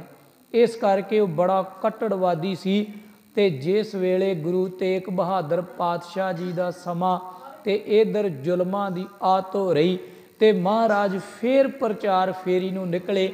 ਸਾਹਿਬਾਂ ਨੇ ਆਖਿਆ, ਦੁਨੀਆ ਨੂੰ ਸਮਝਾਇਆ, ਆਖਿਆ ਡਰੋ ਨਾ, ਭੈ ਕਾਹੂ ਕੋ ਦੇਤ ਨਹਿ, ਨਹਿ ਭੈ ਮਾਨਤ ਆਨ। ਉਸ ਵੇਲੇ ਸਾਧ ਸੰਗਤ ਸਾਹਿਬ ਆਨੰਦਪੁਰ ਸਾਹਿਬ ਦੇ ਅੰਦਰ ਠਹਿਰੇ ਸਨ, ਤੇ ਕਸ਼ਮੀਰ ਦੇ ਪੰਡਤਾਂ ਨੇ ਆਣ ਕੇ ਫਰਿਆਦ ਕੀਤੀ। ਇਤਿਹਾਸ ਸਾਰੇ ਆਪ ਜੀ ਜਾਣਦੇ ਹੋ, ਪਰ ਉਸ ਵੇਲੇ ਕੋਈ ਸੂਰਮਾ ਨਹੀਂ ਸੀ ਨਿਤਰਿਆ। ਗੁਰੂ ਤੇਗ ਬਹਾਦਰ ਪਾਤਸ਼ਾਹ ਜੀ ਨੂੰ ਹੀ ਆਖਿਆ ਸੀ, ਗੁਰੂ ਕਲਗੀਧਰ ਪਾਤਸ਼ਾਹ ਨੇ, 9 ਸਾਲ ਦੀ ਉਮਰ ਸੀ, ਆਖਿਆ ਪਿਤਾ ਜੀ ਤੁਹਾਡੇ ਨਾਲੋਂ ਯੋਗ ਪੁਰਸ਼ ਹੋਰ ਕਿਹੜਾ ਹੋ ਸਕਦਾ। ਜੇ ਸਿਰ ਦੇਣਾ ਪਏ ਤੇ ਤੁਸੀਂ ਚਲੇ ਜਾਓ ਦਿੱਲੀ, ਅਸੀਂ ਸੰਭਾਲ ਲਵਾਂਗੇ। ਕਿਉਂਕਿ ਕਸ਼ਮੀਰੀ ਪੰਡਤਾਂ ਦੀ ਦਾਸਤਾਨ ਸੁਣ ਕੇ ਗੁਰੂ ਕਲਗੀਧਰ ਪਾਤਸ਼ਾਹ ਨੇ ਪੁੱਛਿਆ ਸੀ ਵੀ ਕੀ ਕਾਰਨ ਹੈ, ਇਹਨੇ ਜਿਹੜੇ ਪੰਡਤ ਵਿਦਵਾਨ ਇਹ ਕਿਉਂ ਤੁਹਾਡੇ ਚਰਨਾਂ ਦੇ ਵਿੱਚ ਬਹਿ ਕੇ ਆਪਣਾ ਰੋਣਾ ਰੋ ਰਹੇ, ਪਿਤਾ ਜੀ ਕੀ ਕਾਰਨ ਆ। ਤੇ ਉਸ ਵੇਲੇ ਗੁਰੂ ਤੇਗ ਬਹਾਦਰ ਪਾਤਸ਼ਾਹ ਨੇ ਆਖਿਆ ਸੀ, ਇਹਨਾਂ ਦੀ ਬੌੜੀ ਕਰਨ ਵਾਲਾ ਕੋਈ ਨਹੀਂ ਪੁੱਤਰ, ਕਿਉਂਕਿ ਅੱਜ ਸਿਰ ਦੇਣ ਦੀ ਲੋੜ ਹੈ, ਤਾਂ ਇਹਨਾਂ ਦਾ ਧਰਮ ਬਚਾਇਆ ਜਾ ਸਕਦਾ, ਤਾਂ ਇਹਨਾਂ ਦਾ ਦੁੱਖ ਵੰਡਾਇਆ ਜਾ ਸਕਦਾ। ਕਿਉਂਕਿ ਇਹਨਾਂ ਦੀ ਬਾਂਹ ਫੜਨ ਦਾ ਸਮਾਂ ਕਿਉਂ ਮੁਸ਼ਕਲ ਦਾ ਸਮਾਂ ਸੀ। ਮੁਸ਼ਕਲ ਕਿਸੇ ਵੀ ਧਰਮ ਤੇ ਆਉਂਦੀ, ਭਾਵੇਂ ਇਹ ਵਾਕਿਆ ਮੁਸਲਮਾਨ ਧਰਮ ਦੇ ਉੱਤੇ, ਇਸਲਾਮ ਧਰਮ ਤੇ ਵਾਪਰਦਾ, ਮਹਾਰਾਜ ਨੇ ਉਹਨਾਂ ਦੀ ਵੀ ਬਾਂਹ ਫੜਨੀ ਸੀ। ਇਸ ਕਰਕੇ ਜ਼ਰੂਰੀ ਨਹੀਂ, ਇਹ ਉਸ ਵੇਲੇ ਹਿੰਦੂ ਲੋਕ ਲਾਚਾਰ ਸਨ, ਲੋੜਵੰਦ ਸਨ, ਦੁਖੀਏ ਸਨ। ਗੁਰੂ ਸਾਹਿਬਾਂ ਨੇ ਉਹਨਾਂ ਦੀ ਬਾਂਹ ਫੜੀ। ਉਸ ਵੇਲੇ ਜਾਂ ਤੇ ਈਸਾਈ ਮਤ ਵੀ ਇਸ ਕੰਡੀਸ਼ਨ 'ਚੋਂ ਨਿਕਲ ਰਿਹਾ ਹੁੰਦਾ, ਮਹਾਰਾਜ ਉਹਨਾਂ ਦੀ ਵੀ ਬਾਂਹ ਫੜਦੇ, ਕਿਉਂਕਿ ਗੁਰੂ ਘਰ ਤੇ ਲੋੜਵੰਦਾਂ ਦਾ ਆਸਰਾ ਹੈ। ਲੋੜਵੰਦ ਕੋਈ ਵੀ ਹੋਵੇ, ਇੱਥੇ ਜਾਤੀਵਾਦ ਨਹੀਂ ਵੇਖਿਆ ਜਾਂਦਾ, ਕਿਸੇ ਦਾ ਜਾਤ ਨਾਲ ਸੰਬੰਧਿਤ ਹੋਵੇ, ਕਿਸੇ ਦੇਸ਼ ਦੇ ਨਾਲ ਸੰਬੰਧਿਤ ਹੋਵੇ, ਕਿਸੇ ਇਲਾਕੇ ਦੇ ਨਾਲ ਸੰਬੰਧਿਤ ਹੋਵੇ, ਗਰੀਬ ਹੋਵੇ, ਅਮੀਰ ਹੋਵੇ, ਇੱਥੇ ਊਚ ਨੀਚ ਦਾ ਕੋਈ ਭਿੰਨ ਭੇਦ ਨਹੀਂ। ਕੋਈ ਵੀ ਹੋਵੇ ਗੁਰੂ ਦੀ ਸ਼ਰਨ ਆ ਜਾਏ, ਪਰ ਸਾਧ ਸੰਗਤ ਹੋਵੇ ਉਹ ਦੁਖੀਆ ਨਿਮਾਣਾ, ਤੇ ਗੁਰੂ ਪਾਤਸ਼ਾਹ ਜੀ ਉਹਦੀ ਬੌੜੀ ਕਰਦੇ ਆ, ਗੁਰੂ ਘਰ ਉਹਦਾ ਆਸਰਾ ਬਣਦਾ ਹੈ। ਉਸ ਵੇਲੇ ਸਮਾਂ ਸੀ, ਇਹ ਪੰਡਤ ਲੋਕ ਦਖਿਆਰੇ ਸਨ, ਆਪਣੀ ਵਿਥਿਆ ਸੁਣਾਈ। ਗੁਰੂ ਤੇਗ ਬਹਾਦਰ ਪਾਤਸ਼ਾਹ ਜੀ ਨੂੰ ਚਾਂਦਨੀ ਚੌਂਕ ਦੇ ਵਿੱਚ ਪਹੁੰਚ ਕੇ ਸਾਧ ਸੰਗਤ ਉਸ ਵੇਲੇ ਆਪਣਾ ਸੀਸ ਦੇਣਾ ਪਿਆ ਹੈ। ਗੁਰੂ ਤੇਗ ਬਹਾਦਰ ਪਾਤਸ਼ਾਹ ਜੀ ਨੂੰ ਸਾਧ ਸੰਗਤ ਸ਼ਹੀਦ ਹੋਣਾ ਪਿਆ। कई वारी आपां कुर्बानी लफ्ज़ वरतदे हां भी महाराज ने कुर्बानी की, पर साध संगत सच करके जाणियो, चाहे बलिदान लफ्ज़ वरतो चाहे कुर्बानी लफ्ज़ वरतो, पर शहीदी लफ्ज़ दे अगे ये लफ्ज़ बड़े फिक्के ने। इस करके गुरु साहिबां ने शहादत दिती है, गुरु साहिबां दी शहीदी होई, पर शहीदी किवें होई ये भी बड़ा लंबेरा इतिहास जानते हो आप जी। पर शहीदी तो बाद जो कुछ वापरिया मैं उहदे वल आप जी का ध्यान दिवाउण दा यतन करांगा। आखिरकार बाबा जीवन सिंह जी ने गुरु तेग बहादुर पातशाह का सीस किवें लियांदा, क्योंकि मेन गल आपां ये करनी चाहुंदे हां, उन्हां दा शहीदी दिहाड़ा मना रहे हां। साध संगत उन्हां दी कुर्बानी नूं अज जग यार करना चाहिदा सी, पर लखारी लोक इतिहास लिखण वालियां ने ते बुलारियां ने शन दे उत्ते जिवें किणकां पैंदियां ना, कणियां पैंदियां, बस शन ते कणियां दी तरह एवें बूंद क मात्र जिहड़ा वो इतिहास सामने रखिया, उन्हां दी कुर्बानी नूं जग यार नहीं कीता, अखों परोखिया कर दिता है। बाबा जीवन सिंह जी उस दिल्ली दे रहण वाले, ਉਹ ਉਹਨਾਂ ਦਾ ਪਿਛੋਕੜ ਉਸ ਦਿੱਲੀ ਦੇ ਵਿੱਚ ਸਾਧ ਸੰਗਤ ਆਪਣੇ ਪਰਿਵਾਰ ਸਮੇਤ ਦਾਦਿਆਂ ਪੜਦਾਦਿਆਂ ਸਮੇਤ ਉਹ ਦਿੱਲੀ ਦੇ ਵਸਨੀਕ ਲੋਕ ਸਨ। ਉਹ ਕਿਤੇ ਐਵੇਂ ਥੋੜ੍ਹੀ ਦਿੱਲੀ ਜਾ ਵੜੇ। ਜਿਹੜਾ ਅੱਜ ਰਾਏ ਸੀਨਾ ਜਿਹਨੂੰ ਆਪਾਂ ਰਕਾਬਗੰਜ ਕਹਿੰਦੇ ਆ, ਉਹ ਅਸਲ ਦੇ ਵਿੱਚ ਬਾਬਾ ਜੀਵਨ ਸਿੰਘ ਦਾ ਘਰ ਸੀ। ਜਿਹੜਾ ਸਾਡੇ ਕੋਲੋਂ ਇਤਿਹਾਸ ਨੂੰ ਲੁਕਾਇਆ ਗਿਆ, ਉਹ ਇੱਕ ਛੋਟਾ ਜਿਹਾ ਪਿੰਡ ਸੀ ਰਕਾਬਗੰਜ। ਅਕਬਰ ਬਾਦਸ਼ਾਹ ਦਾ ਸਮਕਾਲੀ ਸੀ ਜਿਹਨੇ ਇਹ ਨਗਰ ਵਸਾਇਆ ਸੀ, ਅਤੇ ਰੋਸ਼ਨ ਆਰਾ ਅਕਬਰ ਦੀ ਸਾਧ ਸੰਗਤ ਭੈਣ ਸੀ, ਕਿਉਂਕਿ ਕਈ ਤੇ ਭੂਆ ਕਹਿੰਦੇ ਆ, ਪਰ ਇਤਿਹਾਸਕਾਰਾਂ ਨੇ ਭੈਣ ਕਰਕੇ ਵੀ ਲਿਖਿਆ, ਕਈ ਔਰੰਗਜ਼ੇਬ ਦੀ ਭੈਣ ਕਰਕੇ ਲਿਖਦੇ ਆ। ਉਹਦੇ ਨਾਂ 'ਤੇ ਇਹ ਨਗਰ ਵਸਾਇਆ ਗਿਆ ਸੀ ਰਾਏ ਸੀਨਾ, ਜਿਹਨੂੰ ਬਾਅਦ ਦੇ ਵਿੱਚ ਰਕਾਬਗੰਜ ਦਾ ਨਾਂ ਦਿੱਤਾ ਗਿਆ।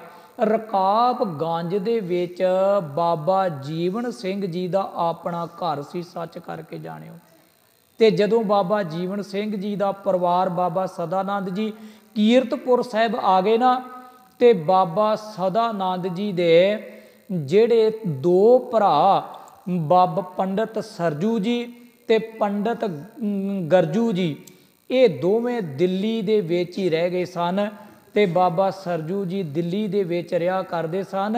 ਰਕਾਬਗੰਜ ਵਾਲੀ ਥਾਂ 'ਤੇ ਉਹਨਾਂ ਦਾ ਆਪਣਾ ਘਰ ਸੀ, ਅਤੇ ਜਦੋਂ ਭਰਾ ਦਿੱਲੀ ਰਹਿੰਦਾ ਸੀ ਅਤੇ ਬਾਬਾ ਸਦਾਨੰਦ ਜੀ ਦਾ ਵੀ ਦਿੱਲੀ ਆਉਣਾ ਜਾਣਾ ਰਹਿੰਦਾ ਸੀ। ਜਦੋਂ ਗੁਰੂ ਤੇਗ ਬਹਾਦਰ ਪਾਤਸ਼ਾਹ ਦੀ ਸ਼ਹੀਦੀ ਹੋਈ, ਬਾਬਾ ਸਦਾਨੰਦ ਜੀ ਆਪਣੇ ਭਰਾ ਦੇ ਘਰ ਬਾਬਾ ਸਰਜੂ ਦੇ ਘਰ ਬੈਠੇ ਸਨ, ਅਤੇ ਇੱਧਰ ਬਾਬਾ ਜੀਵਨ ਸਿੰਘ ਜੀ ਆਨੰਦਪੁਰ ਸਾਹਿਬ ਦੀ ਧਰਤੀ 'ਤੇ ਸਨ। ਕਈਆਂ ਨੇ ਇਤਿਹਾਸਕਾਰਾਂ ਨੇ ਲਿਖਿਆ ਵੀ ਜਦੋਂ ਗੁਰੂ ਤੇਗ ਬਹਾਦਰ ਪਾਤਸ਼ਾਹ ਦੀ ਸ਼ਹੀਦੀ ਹੋਈ, ਉਦੋਂ ਪਿਤਾ ਅਤੇ ਪੁੱਤਰ ਬਾਬਾ ਸਦਾਨੰਦ ਜੀ ਅਤੇ ਬਾਬਾ ਜੀਵਨ ਸਿੰਘ ਜੀ ਇਕੱਠੇ ਹੀ ਆਨੰਦਪੁਰ ਸਾਹਿਬ ਤੋਂ ਗਏ।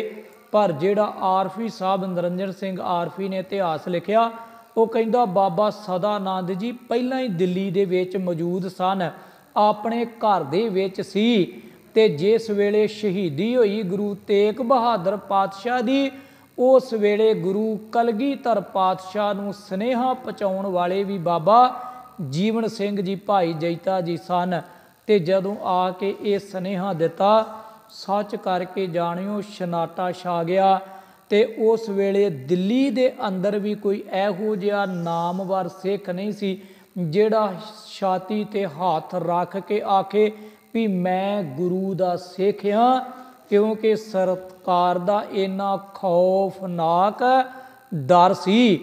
ਕਿਉਂਕਿ ਜਿਹੜਾ ਵੀ ਇਹ ਗੱਲ ਕਹੇ, ਉਹਨੂੰ ਸਾਧ ਸੰਗਤ ਸਣੇ ਪਰਿਵਾਰ ਜਿਵੇਂ ਮੋਤੀ ਰਾਮ ਮਹਿਰੇ ਨੂੰ ਪੀੜਿਆ ਸੀ ਨਾ ਕੋਹਲੂ ਦੇ ਵਿੱਚ, ਇੱਦਾਂ ਪੀੜਿਆ ਜਾ ਸਕਦਾ ਸੀ। ਕੋਈ ਸੌਖਾ ਸੀ ਇਹ ਗੱਲ ਕਹਿਣੀ ਵੀ ਮੈਂ ਸਿੱਖ ਹਾਂ। ਗੁਰੂ ਤੇਗ ਬਹਾਦਰ ਪਾਤਸ਼ਾਹ ਦੀ ਸ਼ਹੀਦੀ ਹੋਵੇ ਅਤੇ ਕੋਈ ਸਿੱਖ ਖਵਾਉਣ ਲਈ ਤਿਆਰ ਨਾ ਹੋਵੇ, ਕਿੰਨੀ ਸ਼ਰਮਨਾਕ ਗੱਲ ਸੀ ਉਸ ਵੇਲੇ, ਕਿੰਨੀ ਹਾਸੋਹੀਣੀ ਗੱਲ ਸੀ। ਆਖਰਕਾਰ ਮਹਾਰਾਜ 9 ਸਾਲ ਦੀ ਉਮਰ ਹੈ ਅਤੇ ਸਾਹਿਬਾਂ ਨੇ ਐਲਾਨ ਕੀਤਾ, ਆਨੰਦਪੁਰ ਸਾਹਿਬ ਦੀ ਧਰਤੀ ਤੋਂ आख्या कोई है एहो जिहा सिख जिहड़ा पिता जी का सीस लैके आवे। ते साध संगत जिहड़े ठेकेदार सी ना धर्म दे, जिहड़े जातिवाद नूं प्रमोट करन वाले लोग, वड्डे वड्डे अपने आप नूं जथेदार खवाउण वाले लोग, उन्हां दियां नीवियां पै गईयां सी। किवें जाया जाए?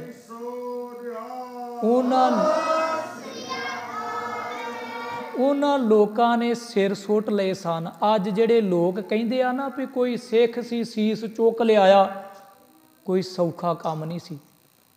उस वेले बाबा जीवन सिंह जी, भाई जैता जी, गुरु कलगीधर पातशाह दे सामने खलो के कहिंदे आ, दातिया जे तेरा हुक्म होवे ये कारज मैं करांगा। ते गुरु कलगीधर पातशाह जी ने अगे हो के घुट के गल वकड़ी पाई ते खुदा खिताब दिता, आखिया रंग रेटे गुरु के बेटे। ते सिर ते हाथ रखिया, थापड़ा दिता। बाबा जीवन सिंह जी मंजला मारदे उस दिल्ली दे विच पहुँचे। दिल्ली एक एडा वड्डा शहर सी। बाबा जीवन सिंह ते गली गली जानते सन दिल्ली दी, क्योंकि उन्हां दा परिवार रहिंदा सी। ते जिस वेले वो अपने घर पहुँचे, अपने ताए दे घर पहुँचे, अपने पिता नूं जाके आखिया ना भी पिता जी गुरु तेग बहादुर पातशाह की शहीदी हो गई, उन्हां दा धड़ ते सीस चांदनी चौंक दे विच 3 दिन हो गए सी शरीर पए, 3 दिन। ते इन्ना सख्त पहरा सी। 500 पुलिस की टोली, 500 सिपाही पहरे दे उत्ते ਜਿਹੜੇ रात दिन पहरा दे रहे सन भी किहड़ा सूरमा नित्रदा ਜਿਹੜਾ सीस चुक के लै जाए गुरु तेग बहादुर पातशाह दा। नज़र ही नहीं सी कोई आउंदा। 3 दिन हो गए, सरकार अवेसली हो गई भी कोई सौखा दिल्ली दे विच ते परिंदा पर नहीं मारदा, ते सीस चुकना किते सौखा, कौन आएगा? ते बाबा जीवन सिंह जी ने बाबा सदा नंद जी दे चरनां दे उत्ते सीस झुकाया, आखिया पिता जी, पिता गुरु तेग बहादुर पातशाह दा सीस चांदनी चौंक दे विच ये सरकार वल्लों सुट दिता गया। ते रुलदा होए साडा की जीवन है? असीं गुरु पातशाह जी दे सिखियां समर्पित हाँ गुरु घर नूं। ते बाबा सदानंद जी कहिंदे अज रात नूं आपां प्रबंध करांगे। सलाह की गई। पंडित गरजू जी के घर दे विच रकाब गंज वाली जगह ते रात नूं सलाह करके, क्योंकि वो गुप्त गलियां दे जाणू सन ते गुप्त तरह वो जा सकते सन। साध संगत बाबा सदानंद जी उन्हां राहां दे विचों दी लंघ के गए जिन्हां राहां थाणी उन्हां नूं पता सी भी पहरा बहुत ढिला ਜਾਂ ਪਹਿਰੇਦਾਰ कोई मिल नहीं सकता। बिल्कुल वो अद्धी रात का टाइम रकाबगंज तो तुरदे ते शामां नूं तुरदे होए अद्धी रात नूं जिथे चांदनी चौंक उथे पहुँचते ने। सच करके जाणिओ बाबा सदानंद जी कहिंदे रात टिकी आ अपने पुत्र बाबा जीवन सिंह नूं ते बदलवाई होई चंद्रमा दी चाननी चमकदी है। जदों बदल दी टुकड़ी आउंदी ते एकदम चंद्रमा नूं लका लैंदी ते हनेरा पसर जांदा। जदों वो एकदम बदल दी टुकड़ी अगे निकलदी ते चंद्रमा फिर चमकदा, फिर पता लगदा भी पहरेदार तुरे फिरदे, मसालां जागदियां, साध संगत चौकीदार जागदा उच्ची उच्ची होका दे रहा भी जागदे रहो। पर 3 दिन हो गए उन्हां दे मन दे विच ख्याल पहरेदारां दे भी जदों 3 दिन तो कोई नहीं आया, अज 4था दिन है, कौन आएगा? पर बाबा सदानंद जी टकाने ते पहुँच गए। निक्कियां भीड़ियां गलियां दे विचों दी हुंदे होए किते उस सीन नूं चेते करो सौखा है।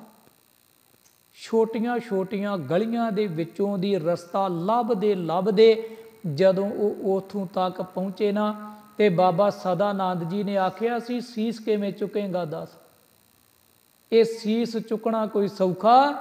इत्थे एक काम हो सकदा, तू मेरा सीस ला ते सीस ना सीस वटा, तां गल बनेगी। आ वेखो कुरबानी हुण किधर नूं जांदी गल। ते जेड़े लोग कहिंदे भी गड्डियां च रख के ते उत्थे सीस लिआंदा गया लका के, इदां नहीं सीस लिआंदा गया। बाबा सदानंद जी कहिंदे तलवार चला ते मेरा सीस ला, सीस ना सीस वटा, क्योंकि इन्हां नूं भुलेखा रहेगा भी सीस ते जे इत्थे ही आ। ते भाई जैता जी कहिंदे पिता जी ये किवें हो सकदा, मैं तलवार चलावां, शास्त्रां दे मुताबक पिता घात होवेगा, ये पाप नहीं हो सकदा, मैं किवें पाप करां। 2-3 वारी ये गल बात चली, एक दूजे दे कंन च गल करदे आ, आवाज़ ना बाहर निकले, क्योंकि सूई डिग्गी दा भी खड़ाक आउंदा, टिकी रात है, कुत्ते भौंकदे आ, आले दुआले आवाज़ आउंदी पहरेदार दी। बाबा सदानंद जी ने अपनी कटार कढ़ी, तलवार छोटी एकदम अपने सीस ते चलाई ते धड़ दे नालों सीस अलग हो गया। बाबा जीवन सिंह जी दा जिहड़े नेत्र सन एकदम नेत्र वह तुरे, अखां चों पानी वह तुरिया। एडा वड्डा हादसा, अपने पिता दी कुर्बानी नूं उन्हां ने वेखिया, पिता दे पैर चुमे, मत्था टेकिया, आखिया धन पिता जी, कोई इहो जिहा भी योधा होवेगा तुहाडे वर्गा जिहड़ा एडी वड्डी कुर्बानी कर जाए। ते साडे लखारियां ने ये गल नूं लका लिया। बाबा जीवन सिंह नूं आखिया सी बाबा सदानंद जी ने कल्ला सीस नहीं चुकना, धड़ रुलदा रहेगा, धड़ भी चुकना। ते बाबा जीवन सिंह ने पहलां ते सीस नूं चादर दे विच वलेटिया, ते चादर भी वो जिहड़ी बाबा सदानंद जी ने लक दे दुआले बधी सी उहनूं खोलिया, खून भिजी चादर जदों वेखिया ना, एकदम बदली ने चंद्रमा नूं ढकिया, हनेरा पसरिया ते सामने सीस पिया। अपने पिता दा सीस रखिया ते पहलां सीस चुकिया, मुड़ के धड़ दे नाल धड़ वटाया ते रकाबगंज पहुँच के, सोचो तुसीं भी किन्ने क योधे होणगे जिन्हां ने गुरु तेग बहादुर पातशाह दा सीस भी ते धड़ भी अपने कब्जे दे विच लिया।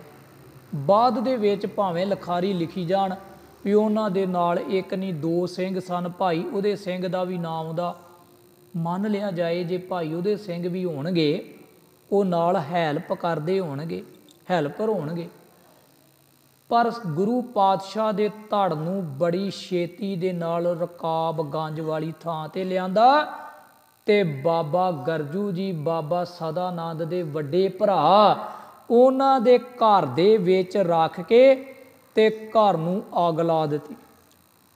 जिहड़ा अज घर आखी जांदे ना भी भाई लखी शाह दा सी, साध संगत तो गल वखरी आ, लखारी ने लिख दिता, गल प्रचलित हो गई, पर घर ही बाबा जीवन सिंह होना दा सी, जिथे गुरु तेग बहादुर पातशाह दे धड़ दा संस्कार होया जी। ते सीस नूं लैके बाबा जीवन सिंह जी मंजला मारदे होए आनंदपुर साहिब की धरती ते पहुँचे। 5 पड़ाव कीते राह दे विच, समा अगे जा रहा। 5 पड़ाव करदियां होइयां जदों कीरतपुर साहिब पहुँचे तो गुरु कलगीधर पातशाह जी उड़ीक दे विच सन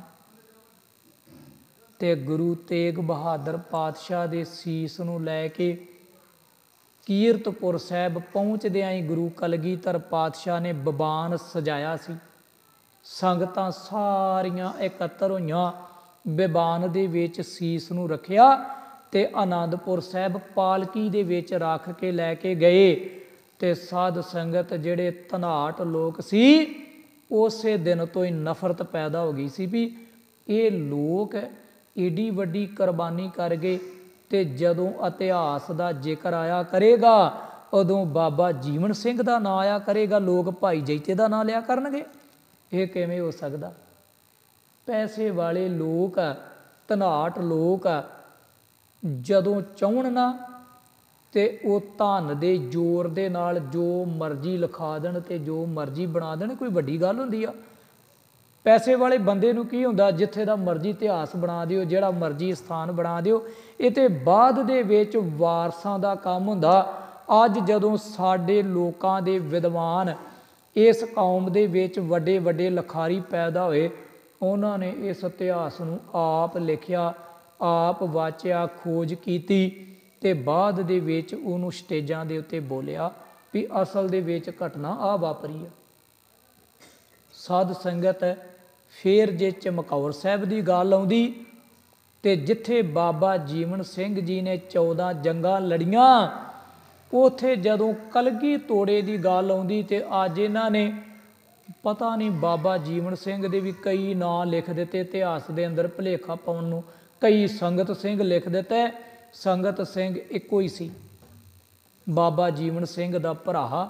ਪਰ ਜਦੋਂ ਕਲਗੀ ਤੋੜਾ ਦਿੱਤਾ ਉਦੋਂ ਬਾਬਾ ਜੀਵਨ ਸਿੰਘ ਨੂੰ ਦਿੱਤਾ ਗਿਆ, ਕਿਉਂਕਿ ਇਤਿਹਾਸ ਗਵਾਹ ਕਵੀ ਕੰਗਣ ਸਭ ਤੋਂ ਗੁਰੂ ਪਾਤਸ਼ਾਹ ਦੇ ਕਵੀਆਂ ਦੇ ਵਿੱਚੋਂ ਨੇੜਲੇ ਕਵੀ ਆ ਤੇ ਸਮਕਾਲੀ ਕਵੀ ਆ। ਕਵੀ ਕੰਗਣ ਜਿਨ੍ਹਾਂ ਨੇ ਉਸ ਵੇਲੇ ਮੌਜੂਦਾ ਇਤਿਹਾਸ ਲਿਖਿਆ, ਜਿਹੜਾ ਕਲਗੀ ਤੋੜਾ ਗੁਰੂ ਕਲਗੀਧਰ ਪਾਤਸ਼ਾਹ ਜੀ ਨੇ ਆਪਣੇ ਜਾਂਦੇ ਸਮੇਂ ਬਾਬਾ ਜੀਵਨ ਸਿੰਘ ਨੂੰ ਦਿੱਤਾ, ਉਹ ਇਤਿਹਾਸ ਗਵਾਹ। ਸਾਧ ਸੰਗਤ ਸੱਚ ਕਰਕੇ ਜਾਣਿਓ, ਮਹਾਰਾਜ ਦੇ 5ਵੇਂ ਪੁੱਤਰ 5ਵੇਂ ਸਾਹਿਬਜ਼ਾਦੇ ਸਨ। 10 ਲੱਖ ਫੌਜ ਦਾ ਘੇਰਾ ਹੋਵੇ ਤੇ ਬਾਬਾ ਜੀਵਨ ਸਿੰਘ ਏਡੀ ਵੱਡੀ ਫੌਜ ਨੂੰ ਭੁਲੇਖੇ ਦੇ ਵਿੱਚ ਰੱਖਣ। 2 ਬੰਦੂਕਾਂ ਸੀ ਜਿਨ੍ਹਾਂ ਦਾ ਵਾਰ-ਵਾਰ ਉਹ ਵੱਖੋ ਵੱਖਰੇ ਟਿਕਾਣਿਆਂ ਦੇ ਉੱਤੇ ਮੋਰਚਾਬੰਦੀ ਸੰਭਾਲਦੇ ਰਹੇ ਤੇ ਨਗਾਰਾ ਵੀ ਵਜਾਉਂਦੇ ਰਹੇ। ਮਹਾਰਾਜ ਦੇ ਨਗਾਰਚੀ ਉਹ ਉੱਚ ਕੋਟੀ ਦੇ ਨਗਾਰਚੀ ਸਨ। ਜਦੋਂ ਕਿਤੇ ਬਾਬਾ ਜੀਵਨ ਸਿੰਘ ਨਗਾਰਾ ਵਜਾਉਂਦੇ ਸਨ ਨਾ, ਤੇ ਪਹਾੜੀਆਂ ਨੂੰ ਸਾਧ ਸੰਗਤ ਇੱਕ ਵਾਰੀ ਥਰ ਥਰਾ ਜਾਂਦੇ ਸਨ। ਲੋਕ ਕੰਬ ਉੱਠਦੇ ਸੀ ਤੇ ਪਹਾੜੀਆਂ ਗੂੰਜ ਉੱਠਦੀਆਂ ਸਨ। ਜਦੋਂ ਬਾਬਾ ਜੀਵਨ ਸਿੰਘ ਨਗਾਰੇ ਤੇ ਚੋਟ ਮਾਰਦੇ ਸਨ, ਦੁਨੀਆ ਦੇ ਵਿੱਚ ਜੇ ਕੋਈ ਨਗਾਰਚੀ ਹੋਇਆ ਤੇ ਉਹ ਵੀ ਬਾਬਾ ਜੀਵਨ ਸਿੰਘ ਹੋਇਆ, ਜੇ ਕੋਈ ਨਿਸ਼ਾਨਚੀ ਹੋਇਆ ਤੇ ਉਹ ਵੀ ਬਾਬਾ ਜੀਵਨ ਸਿੰਘ ਹੋਇਆ, ਤੇ ਜੇ ਕੋਈ ਏਡੀ ਵੱਡੀ ਕੁਰਬਾਨੀ ਕਰਨ ਵਾਲਾ ਹੋਇਆ ਤੇ ਉਹ ਵੀ ਬਾਬਾ ਜੀਵਨ ਸਿੰਘ ਦਾ ਪਰਿਵਾਰ ਹੋਇਆ। ਜਦੋਂ ਚਮਕੌਰ ਦੀ ਜੰਗ ਹੋਈ ਨਾ, ਮੈਂ ਇੱਕ ਹੋਰ ਤੁਹਾਡੇ ਚਰਨਾਂ ਦੇ ਵਿੱਚ ਬੇਨਤੀ ਕਰਾਂ, ਜਿਸ ਵੇਲੇ ਬੀਬੀ ਲਾਜਵੰਤੀ ਨੇ ਬੇਨਤੀ ਕੀਤੀ ਸੀ ਨਾ ਗੁਰੂ ਕਲਗੀਧਰ ਪਾਤਸ਼ਾਹ ਜੀ ਨੂੰ, ਮਾਤਾ ਗੁਜਰੀ ਜੀ ਨੂੰ, ਆਖਿਆ ਸੱਚੇ ਪਾਤਸ਼ਾਹ ਮੈਂ ਵੀ ਚਾਹੁੰਦੀ ਹਾਂ ਮੇਰੇ ਪੁੱਤਰ ਦਾ ਵਿਆਹ ਹੋਵੇ, ਮੈਂ ਇਹਦੀ ਸ਼ਾਦੀ ਕਰ ਲਵਾਂ। ਹਰ ਮਾਂ ਦੇ ਅੰਦਰ ਇੱਕ ਇੱਛਾ ਹੁੰਦੀ, ਖੁਆਇਸ਼ ਹੁੰਦੀ। ਤੇ ਮਾਤਾ ਗੁਜਰੀ ਜੀ ਨੇ ਰਿਸ਼ਤਾ ਕਰਾਇਆ ਸੀ ਬਾਬਾ ਜੀਵਨ ਸਿੰਘ ਦਾ, ਭਾਈ ਜੈਤੇ ਦਾ। ਵੇਖੋ ਬਾਬਾ ਸਦਾਨੰਦ ਦਾ ਵਿਆਹ ਕੀਤਾ ਗੁਰੂ ਤੇਗ ਬਹਾਦਰ ਪਾਤਸ਼ਾਹ ਨੇ, ਤੇ ਬਾਬਾ ਜੀਵਨ ਸਿੰਘ ਦਾ ਵਿਆਹ ਕੀਤਾ ਗੁਰੂ ਕਲਗੀਧਰ ਪਾਤਸ਼ਾਹ ਨੇ। ਤੇ ਜਦੋਂ ਐਲਾਨ ਕੀਤਾ ਨਾ ਭਰੀ ਸੰਗਤ ਦੇ ਵਿੱਚ, ਆਖਿਆ ਬਾਬਾ ਜੀਵਨ ਸਿੰਘ ਵਾਸਤੇ ਸਾਨੂੰ ਬੱਚੀ ਦੀ ਲੋੜ। ਕੋਈ ਸੰਗਤ ਦੇ ਵਿੱਚ ਹੈ ਇਹੋ ਜਿਹਾ ਸਿੱਖ ਜਿਹੜਾ ਆਪਣੀ ਬੱਚੀ ਦਾ ਰਿਸ਼ਤਾ ਦੇ? ਤੇ ਭਾਈ ਸੁਜਾਨ ਸਿੰਘ ਜੀ ਰਿਆੜਕੀ ਦੇ ਰਹਿਣ ਵਾਲੇ ਜੱਟ ਪਰਿਵਾਰ ਦੇ ਵਿੱਚੋਂ ਸੀ, ਜ਼ਿਮੀਂਦਾਰ ਪਰਿਵਾਰ ਦੇ ਵਿੱਚੋਂ। ਉਹਨਾਂ ਨੇ ਆਖਿਆ ਸਾਡੀ ਬੱਚੀ ਪਾਤਸ਼ਾਹ ਹਾਜ਼ਰ ਆ। ਤੇ ਰਿਆੜਕੀ ਦੇ ਰਹਿਣ ਵਾਲੇ ਭਾਈ ਸੁਜਾਨ ਸਿੰਘ ਜੀ, ਜਿਨ੍ਹਾਂ ਨੇ ਆਪਣੀ ਬੱਚੀ ਦਾ ਸਾਧ ਸੰਗਤ ਰਿਸ਼ਤਾ ਗੁਰੂ ਕਲਗੀਧਰ ਪਾਤਸ਼ਾਹ ਜੀ ਦੇ ਸਨਮੁਖ ਰੱਖਿਆ ਤੇ ਮਹਾਰਾਜ ਨੇ ਉਹ ਪ੍ਰਵਾਨ ਕੀਤਾ, ਰਿਸ਼ਤੇਦਾਰੀ ਬਣਾ ਕੇ ਰੱਖਤੀ ਗੁਰੂ ਕਲਗੀਧਰ ਪਾਤਸ਼ਾਹ ਜੀ ਨੇ। ਤੇ ਜਿਸ ਵੇਲੇ ਬੀਬੀ ਰਾਜ ਕੌਰ ਬਾਬਾ ਜੀਵਨ ਸਿੰਘ ਨੂੰ ਵਿਆਹੀ ਗਈ ਤੇ ਬਾਬਾ ਜੀਵਨ ਸਿੰਘ ਦੇ ਘਰ ਦੇ ਵਿੱਚ ਵੀ 4 ਪੁੱਤਰ ਪੈਦਾ ਹੋਏ। ਗੁਰੂ ਕਲਗੀਧਰ ਪਾਤਸ਼ਾਹ ਵੀ ਦੇ ਵੀ 4 ਪੁੱਤਰ ਸਨ ਤੇ ਬਾਬਾ ਜੀਵਨ ਸਿੰਘ ਦੇ ਵੀ 4 ਪੁੱਤਰ ਸੀ। ਬਾਬਾ ਗੁਰਦਿਆਲ ਸਿੰਘ ਜੀ, ਬਾਬਾ ਹਰਦਿਆਲ ਸਿੰਘ ਜੀ, ਬਾਬਾ ਸੇਵਾ ਸਿੰਘ ਜੀ ਤੇ ਬਾਬਾ ਸੁੱਖਾ ਸਿੰਘ ਜੀ, ਇਹ 4 ਹੀ ਚਮਕੌਰ ਦੀ ਗੜੀ ਦੇ ਵਿੱਚ ਸ਼ਹੀਦ ਹੋਏ। ਦੱਸੋ ਇਤਿਹਾਸ ਦੇ ਅੰਦਰ ਕੋਈ ਕਮੀ ਹੈ ਜਿਹੜੀ ਨਹੀਂ ਦੱਸੀ ਗਈ? ਜੇ ਗੁਰੂ ਕਲਗੀਧਰ ਪਾਤਸ਼ਾਹ ਜੀ ਦੇ ਪਿਤਾ ਜੀ ਸ਼ਹੀਦ ਹੋਏ ਤੇ ਸਾਧ ਸੰਗਤ ਬਾਬਾ ਜੀਵਨ ਸਿੰਘ ਦੇ ਪਿਤਾ ਜੀ ਸ਼ਹੀਦ ਹੋਏ, ਸੀਸ ਨਾ ਸੀਸ ਤੇ ਧੜ ਨਾ ਧੜ ਵਟਾਇਆ ਗਿਆ। ਤੇ ਜੇ ਪੁੱਤਰਾਂ ਦੀ ਸ਼ਹਾਦਤ ਹੋਈ ਤੇ ਬਾਬਾ ਜੀਵਨ ਸਿੰਘ ਦੇ ਚਾਰੇ ਪੁੱਤਰਾਂ ਦੀ ਸ਼ਹਾਦਤ ਹੋਈ। ਤੇ ਅਖੀਰ ਤੇ 10 ਲੱਖ ਫੌਜ ਦਾ ਮੁਕਾਬਲਾ ਕਰਦਿਆਂ ਹੋਇਆਂ ਜਦੋਂ ਦਿਨ ਚੜ੍ਹਿਆ ਫੇਰ ਪਤਾ ਲੱਗਾ ਸੀ ਫੌਜ ਨੂੰ, ਟਿੱਡੀ ਦਲ ਨੂੰ, ਵੀ ਇੱਥੇ ਤੇ ਇਕੱਲਾ ਹੀ ਆ ਬੰਦਾ।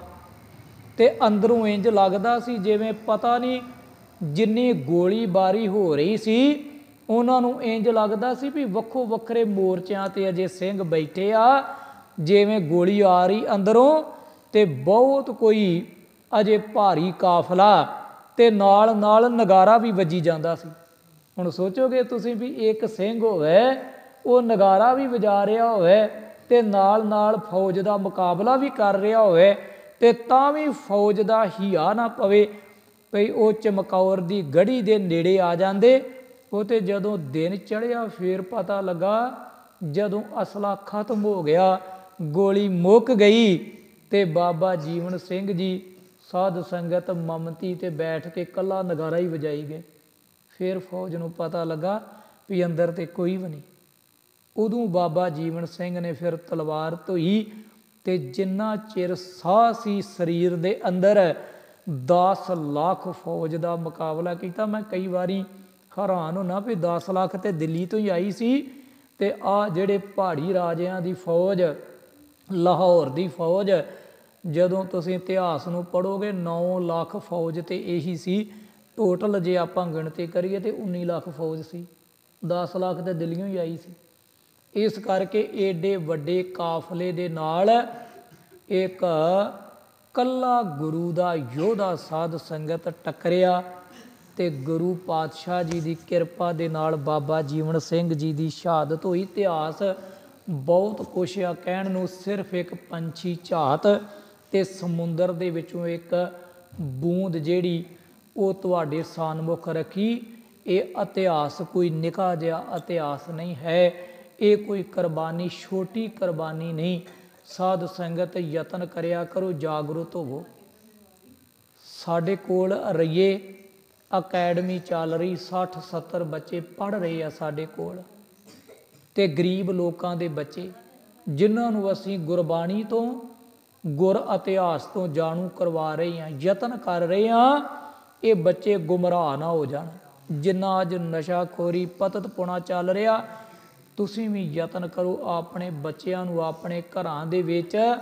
ਇਹ ਨਾ ਹੋਵੇ ਆਪਾਂ ਦਿਨ ਮਨਾਉਣ ਤੱਕ ਹੀ ਸੀਮਤ ਰਹੀਏ ਵੀ ਗੁਰਪੁਰਬ ਮਨਾ ਲਿਆ ਤੇ ਬਾਅਦ ਦੇ ਵਿੱਚ ਲੰਗਰ ਲਾ ਲਿਆ ਤੇ ਪ੍ਰਸ਼ਾਦਾ ਛਕਿਆ ਤੇ ਜਾ ਕੇ ਰਜਾਈਆਂ ਦੇ ਵਿੱਚ ਵੜ ਗਏ ਤੇ ਬਸ ਬਾਬਾ ਜੀਵਨ ਸਿੰਘ ਜੀ, ਧੰਨ ਬਾਬਾ ਜੀਵਨ ਸਿੰਘ ਜੀ। ਇੱਦਾਂ ਨਾ ਹੋਵੇ, ਯਤਨ ਕਰੋ ਆਪਾਂ ਆਪਣੀ ਔਲਾਦ ਨੂੰ ਆਪਣਾ ਇਤਿਹਾਸ ਦੱਸ ਸਕੀਏ, ਨਹੀਂ ਤੇ ਅਸੀਂ ਲੋਕ ਦੇਣਦਾਰ ਹੋਵਾਂਗੇ।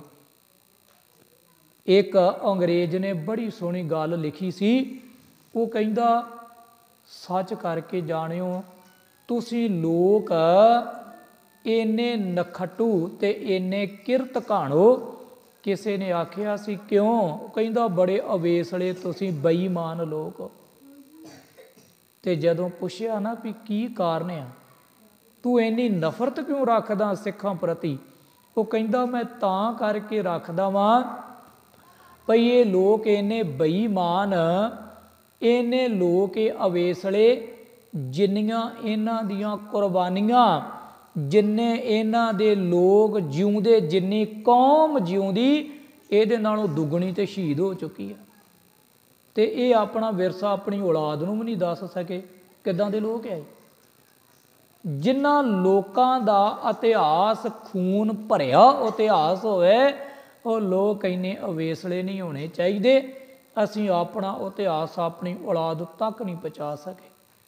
ਅੱਜ ਜਿਸ ਵੇਲੇ ਅਸੀਂ ਰਈਏ ਦੇ ਵਿੱਚ ਘਰ ਬਣਾਇਆ ਨਾ ਤੇ ਮੈਂ ਉੱਪਰ ਹਾਲ ਬਣਾ ਰਿਹਾ ਸਾਂ ਤੇ ਸਾਡੇ ਇਲਾਕੇ ਦਾ ਇੱਕ ਪਾਸਟਰ ਆਇਆ, ਪਾਦਰੀ, ਜਿਹਨੂੰ ਆਪਾਂ ਪਾਦਰੀ ਕਹਿੰਦੇ ਆ, ਬਾਹਰਲੇ ਮੁਲਕਾਂ 'ਚ ਪਾਦਰੀ ਕਹਿੰਦੇ ਆ। ਤੇ ਇੱਧਰ ਪਾਸਟਰ, ਆਪਾਂ ਛੋਟੇ ਛੋਟੇ ਪਾਸਟਰ ਜਿਹੜੇ ਸਾਈ ਮੱਤ ਦਾ ਪ੍ਰਚਾਰ ਕਰਦੇ, ਉਹ ਮੈਨੂੰ ਕਹਿੰਦਾ ਵੀ 10,000 ਰੁਪਈਆ ਦੇਵਾਂਗੇ, ਹਾਲ ਦੇ ਦਿਓ ਤੇ 4 ਐਤਵਾਰ ਸਿਰਫ ਅਸੀਂ ਆਪਣਾ ਪ੍ਰੋਗਰਾਮ ਕਰਿਆ ਕਰਾਂਗੇ ਤੇ ਤੁਸੀਂ 10,000 ਰੁਪਈਆ ਲਈ ਚਲੋ, ਆਉਣ ਵਾਲੇ ਸਮੇਂ 'ਚ ਵਧਾਵਾਂਗੇ। तो मैं सोचा भी ये तो लोग साडे घरां च आण बड़े, साडा इतिहास कित्थे आ, साडा इतिहास सानू की सिखा रहा, गुरबाणी की कह रही। साध संगत असीं यतन किया, उस हाल नूं अकैडमी बनाया।